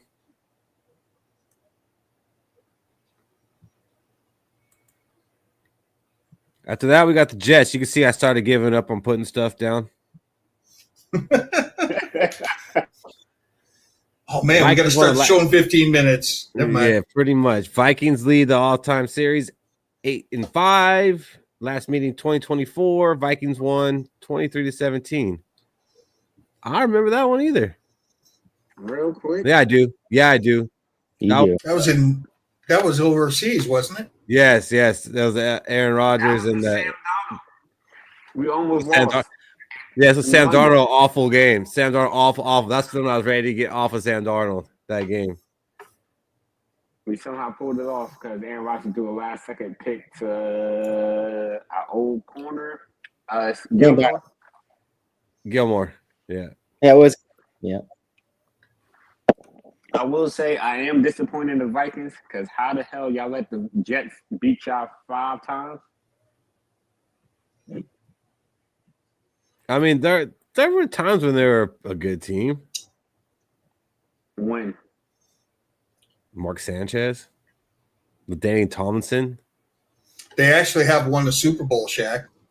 Yeah, they actually have won a Super Bowl, Shaq. Fish, you wasn't even alive for that. It doesn't change the fact that they have. I know. Shaq, start this one off. Are you going to this game, Shaq?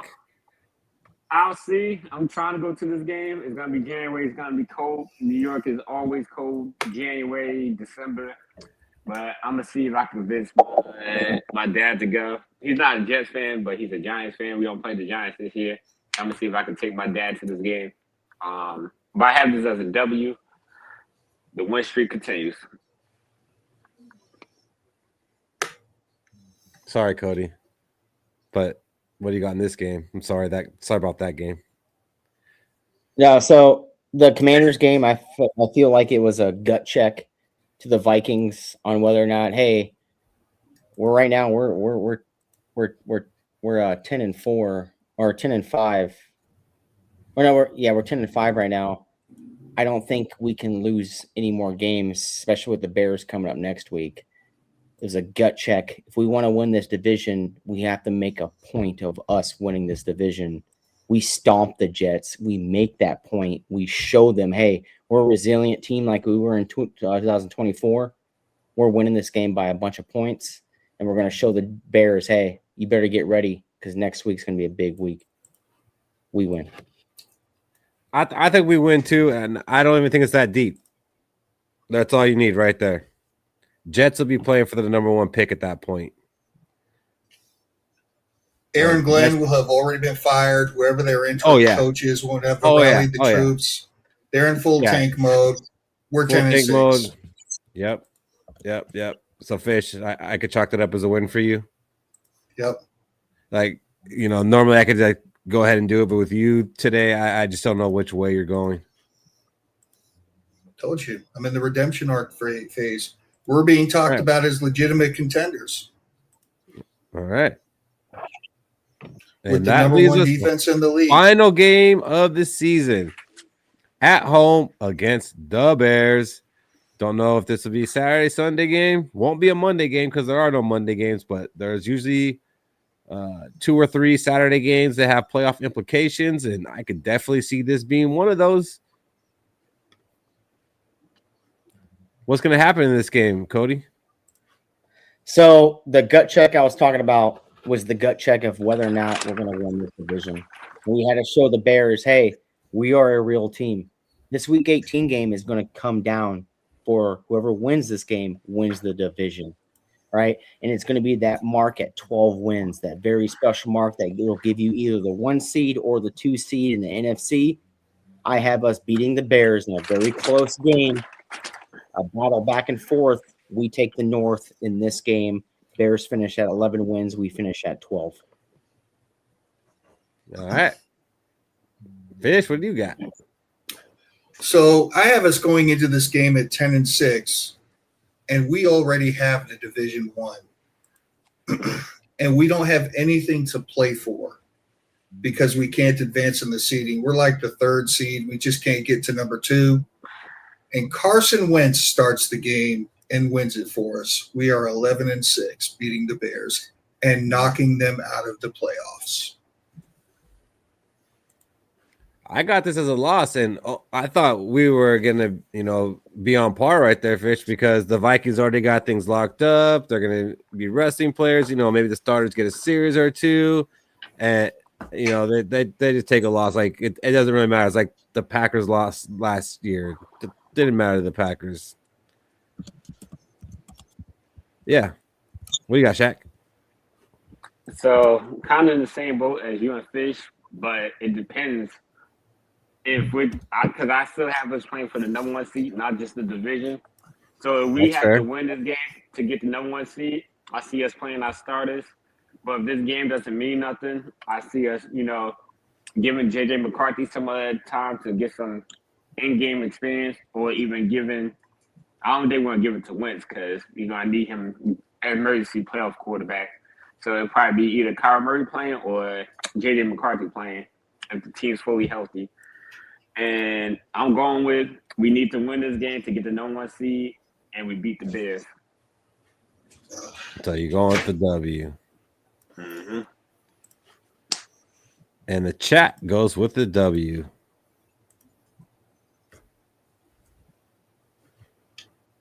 So, Fish, you finished at 10-6. How you feel about it? Finished at 11-6. And I feel like we're going the right way. You're right. We're going 11-6. Right way. I'm actually really surprised that you finished in 11-6 when you started, 1-4? Yep. I am going to put myself out there, and I am going to have faith in KOC that he's going to start out doing what he always does, but he's going to come around. He's going to understand what he needs to do to win, and he's not going to waver from it, even with a late season loss. He's going to keep going. He's going to understand how this team is built. It's built on defense. It's built for balance. He doesn't have, even a quarterback like Kirk Cousins, he could air it out. Kirk could throw for 400 yards. He could do that. The quarterbacks that he has on his roster right now cannot do that. He has to come to balance. Even Kyler Murray, he's not going to be able to throw it consistently for 300 yards or more a game. He's just not going to be able to do it. He's going to figure it out, and I'm going to have faith in KOC to do it. He's going to win me over this year. Okay, that's the hot take you're talking about. Cody, I got you at 13-4. Is that correct? No, I should be 12-5. Yeah, we got a game off. Because I got us playing. I think 12 wins this division. Honestly, it won it last year. 14 wins, won it the prior year before. I have us at 12 wins. I think it's going to be the best division in football outside of the Lions. I have a feeling that 3 teams make the playoffs, but more than likely 2 teams make this playoffs. Just because what the Bears' record is. I think the Bears do have one of the toughest schedules in the league, but I still think they're going to be good. What they developed, what they brought in over the offseason, what they were able to do during the draft. So it's going to come down to us and the Bears, and I think we take the division. I think we are a dark horse team that could make a run in the playoffs to the conference championship game.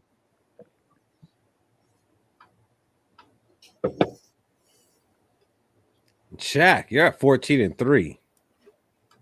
Sounds about right. You feel confident in that? Yeah. So, like I said in our group chat, pretty much the only thing stopping us from being 14-3 or 15-2 is injuries.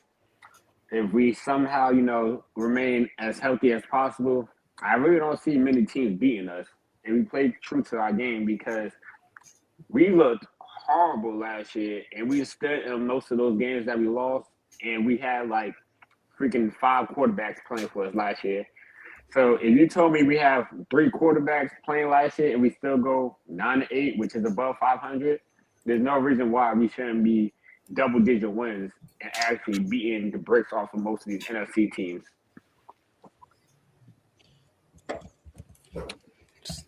So and then the chat had 2 losses and a tie. So 14-2-1.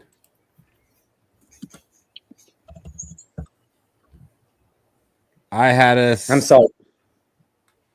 13-4. So we had one of us with 11 wins, one of us with 12 wins, one with 13, and one with 14.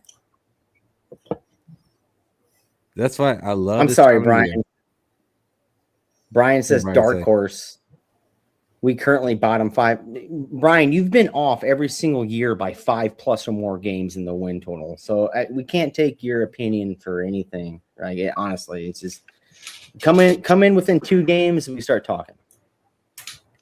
So I remember last year, I think as a group we had 12-5. Mm-hmm. We was. Now we're a 13-14 according to the group. So we definitely playoff down.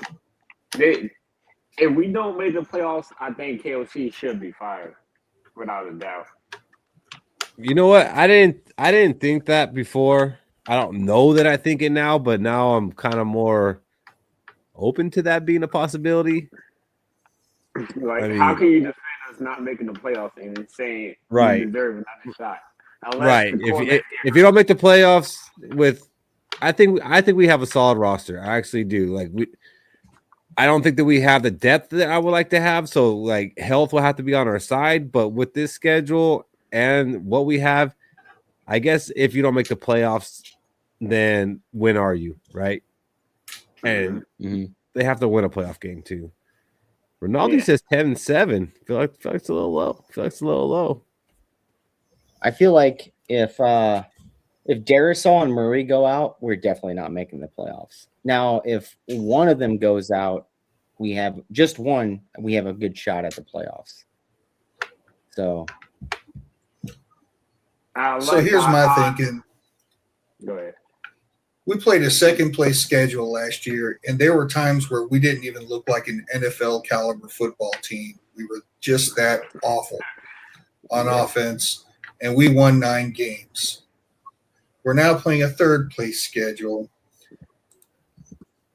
We're gonna look like a competent NFL team. We have to take a step forward, and it's going to be 11 wins.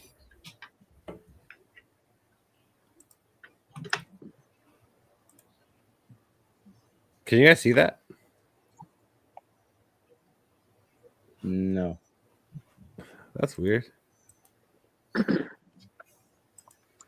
you specify what that is? I mean, just you not being able to see it tells me enough. I see a lot of things. There's a teleprompter,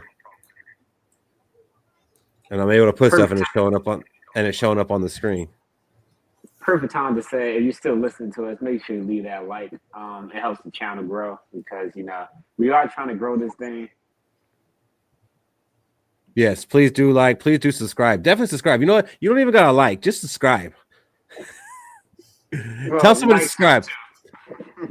Likes do help, but I'm past that. We need subscribers. Go log in on your mama's account and subscribe, and then your grandmama's account. That's what I did with one of my residents at my job. I went on their YouTube and subscribed. What do you got for us, Fish?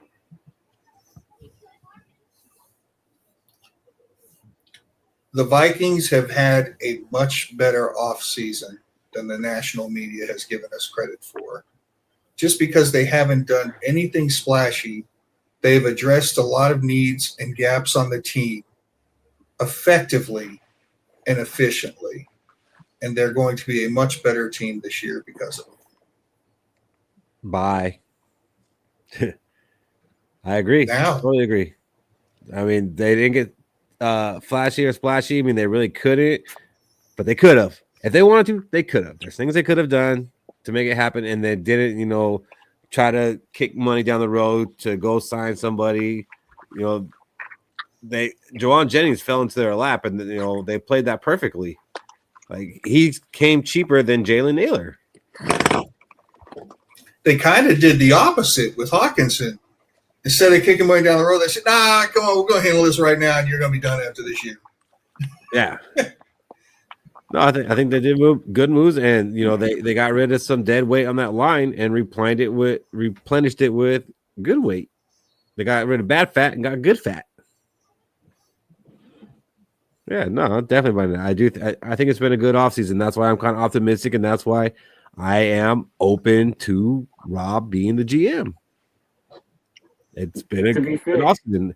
Anything we can grade Rob on is positive at this point.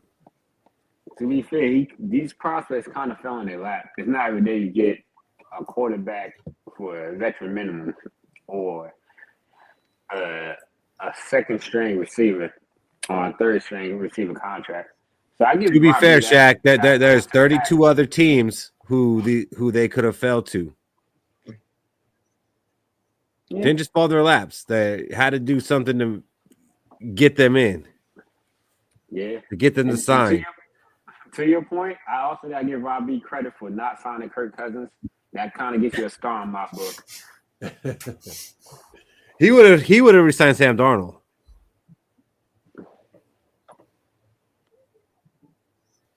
Any other Gjallarhorns? Yeah, I'm gonna go with a Kyler Murray take here. Kyler Murray has always been KOC's guy. And I'm going to say that flat out because in 2022, there was talks about us trying to trade for Kyler Murray. Like, we wanted Kyler Murray over here. I mean, it was between him and Lamar Jackson at that time. But I think he was stuck with he was dealt with because I think Lamar Jackson re-signed a contract, Kyler re-signed a contract, and then we had to stick with Kirk Cousins, and then we had to stick with draft a quarterback, Jaden McCarthy. I think Kyler Murray was always KOC's guy, right? And he's always been saying, hey, I can make this work. I think he's making this work because he's always wanted Kyler Murray. So my Gjallarhorn is Kyler Murray has always been KOC's guy.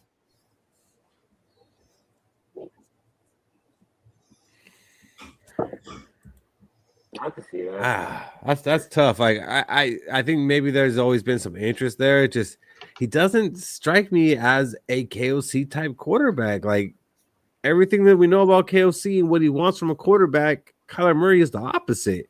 I'm not going to say that it can't work, but I don't think like Kyler Murray was at the top of his list. I mean, is it the opposite though? I mean, look at our past quarterbacks. We had Jaron Hall, mobile quarterback. Josh Dobbs, mobile quarterback. Sam Darnold was even mobile. That's a mobile quarterback. We had who was the other guy that came in? You're not going to compare Sam Darnold's mobility to Kyler Murray's mobility. Like we're not. No, but I'm going to compare, and then J.D. McCarthy, mobile quarterback. But I'm also going to compare wanting Drake May, who is a much more mobile quarterback than J.D. McCarthy ever was in college, and he wanted Drake May over McCarthy. So yeah, I'm looking at when you think about Drake May, when you think about J.J. McCarthy, you don't think, oh man, that's a mobile quarterback. You know, you got to watch him running the ball. Like, yes, they can do it, but you don't think about them as a mobile quarterback. When you think about Kyler Murray, the first thing you think about is his mobility and taking off. That's the first thing. I'm going to say that Sam Darnold is closer to Kirk Cousins in mobility than he is Kyler Murray. Yes, absolutely. Yeah, he was probably the best mobile quarterback that was left on the free agent list that we had to trade for. My thing is like Drake May is a mobile quarterback through and throughout. If you watch his college tape at UNC, that is a mobile quarterback, and that's the guy he wanted. JJ McCarthy ended up being the third best mobile quarterback in that, or the fourth best outside of Caleb Williams, Jaden Daniels, and then Drake May, right? Then here's number 4. So we got to get. I think it fits. Willis, yes, you're right. He is a flash and off-script player, which I think that's going to drive KOC nuts. KOC wants you to stick to the play that is called the way it is called, and that's not Kyler Murray's strength. I don't think so. I don't think that is the case. You think Kyler Murray is just going to be a nice pocket passer, looks at his reads, and No, I don't think he is going to be. I think because the way we have long developing routes in this team, he wants a quarterback. Our most success, even with Sam Darnold, was when he can scramble in the pocket and create that space and then throw the ball. That was our most success. Looking at Josh Dobbs, it was the same thing. How we can find? I think that's what KOC wants, and that's why I think he can make this work. So I'll say, instead of saying mobility, I feel like he wants a quarterback that can extend the plays and stay in the pocket.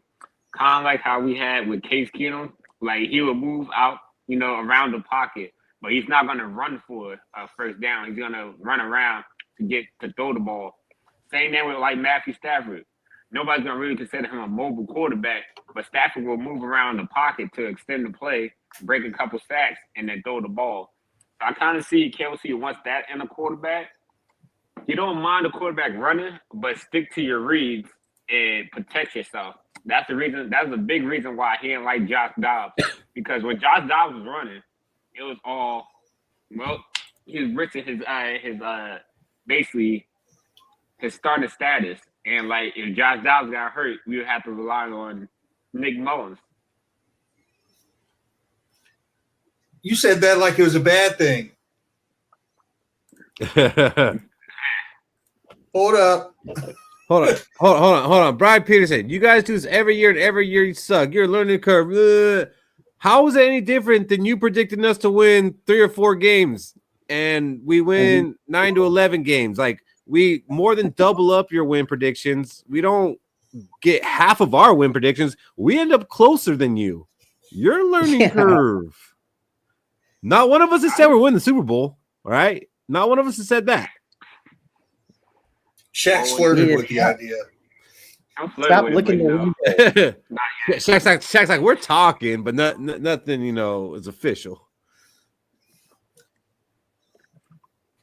But yeah, nah, come on, Brian.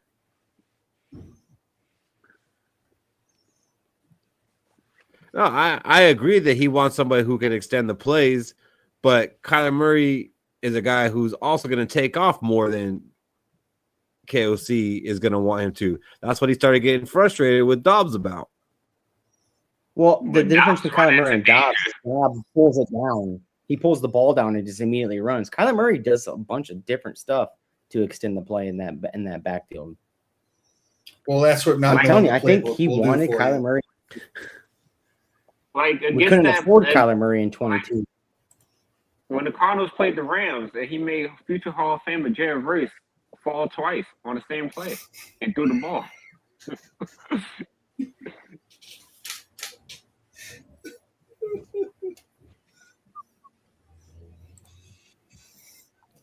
All right. Is that all we got?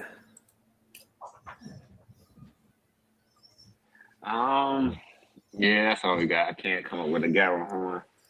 That's all right. Let's go ahead and get these purple prophecies and make our weekly predictions. Who's ready for that? Go ahead, Mike. What's the predict on this? Harrison Smith is going to have his 40th interception for his career before the bye week. I love it. The man's coming back. No, I got Parlay. mine. What do you got, Cody? I'm going to say this. I think Jacoby Thomas has a better season, statistically wise, than Josh Metellus and Theo Jackson combined.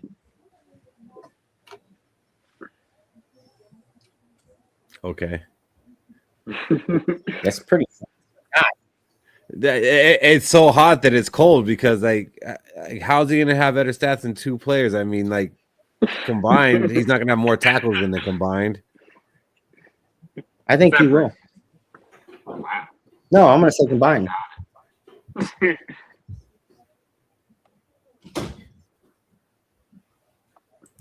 You know what, Tommy? Tommy, we will do this. We'll get a Lions fan, Packers fan, and Bears fan all at once. I mean, Cody, I can see maybe he ends up with more interceptions than both of them combined. That wouldn't be too unrealistic, but more tackles? Yeah, 100% more tackles. You got to look at guys like Brandon. Brandon's got 100 tackles last year. Let's make it real hot, Cody, and sacks. No, not even sacks. How many tackles? No, I think he could actually have more sacks than both of them. Well, I think he's going to have more tackles more because I think Metellus only had 60 tackles last year and Theo Jackson had like 30. I think he's going to be it's hot. Cody, no, you know what? I didn't mean to disrespect your take. It's hot. And you know what? That could actually hit because if he's playing a lot, that means Theo Jackson's not playing a lot. Yes, 100%. Okay. All right. That's fair. What do you got for Shaq? All right. So you got to listen to this one. Even though he's not a future Hall of Famer, Jared Verse, I believe Dallas Turner will lead the league in sacks this year. All right. You're doubling down on last year a little bit because you said he'd have more than Michael Parsons, which at the time we thought that means he's going to lead the league in sacks. And to be fair, he was close. He was close. You didn't say how he would get there. I think he was like only like a couple away. Yeah, Michael Parsons had like that 4th sack game when it was just over after that point. Yeah, Michael Parsons is a dog. That late week game against Green Bay and Lambeau is going to be tough. All right, I'm going to go with this. Mr. Schedule, Will Reichert, current long is a 62-yard field goal. He will eclipse that this season in Mexico. Ooh. Go! Mexico City has a high elevation above sea level. That ball will travel. It is. Yeah. They got wires too. I'm just saying. A lot of wires. The last time Will Riker hit a wire was an international game, so everybody know. All right, so I got Will Riker getting a career best this year, and specifically, it's going to happen in Mexico. I like it. Go! I love it. What's up, Dale? What's going on, Dale? Thanks for joining us, Dale, but we're about to get out of here. Cody, final words. Hey, final words of the night. It's Friday. Weekend's around the corner, right? Make sure you guys have a plan if you're going out tonight, over the weekend. Right? Call somebody up. And again, hey, if you got some issues going on up in the noggin, you all listen to us. We will definitely listen to you. So if you need to let some steam off or let some stress off or anything like that, just give us a message. We will be happy to answer you. Always let's go. Some of you might need to let some steam off after tonight. Oh, sorry, Cody. Low-hanging fruit. I've been taking it all day. Yeah. Shaq, what do you got? Piggybacking off what Cody said, anybody out there, make sure you check on your strong friends. You know, a lot of males, we don't really say when we're going through things. So just, call your friends up, see how they doing, make sure they're okay. Other than that, make sure you leave that like on the YouTube channel. Like I said earlier, we're trying to grow this channel. Like and subscribe is the biggest way to help us. You can also send donations on the Cash App at $Let's Go, or by clicking the $ on YouTube. That's something we also appreciate. We don't need you to donate, but we appreciate it. We're trying to, get us to go to Mexico City. Michael Fish. Piggybacking on these two guys, if you're a guy and you're going through something, suck it up, deal with it. Nobody cares. Rub a little dirt on it, walk it off. Not as seriously. Get better help or whatever it is you newer generation people do. And us older people just turn it into something toxic. For Vikings fans, by Vikings fans, this is a fun part of the season. We get to be optimistic. I was actually surprised to see Robbie pulling off 11 wins. Yeah. Pretty amazing. Shocker of the night. It really was. So let's have some fun with this thing. It's getting close. Football is closer than you think it is. I think we're 2 weeks away from training camp. 2 months away from training camp. Excuse me. And that's when we start to get. That's when we start to get amped up. We start to see things happening. Let's go. All right, that's our show. Thank you, everybody who hung out with us in the chat. I know a lot of you were here from the beginning to the end. Appreciate that. Appreciate anybody who's here just for a minute. If you haven't already, hit that like button. And if you're new here, hit that subscribe button. Don't know what day we'll be back next week, but we will be back next week. So we'll see you then. Let's Skol. Let's go. let's go. Let's go! For Vikings fans, Minnesota Vikings.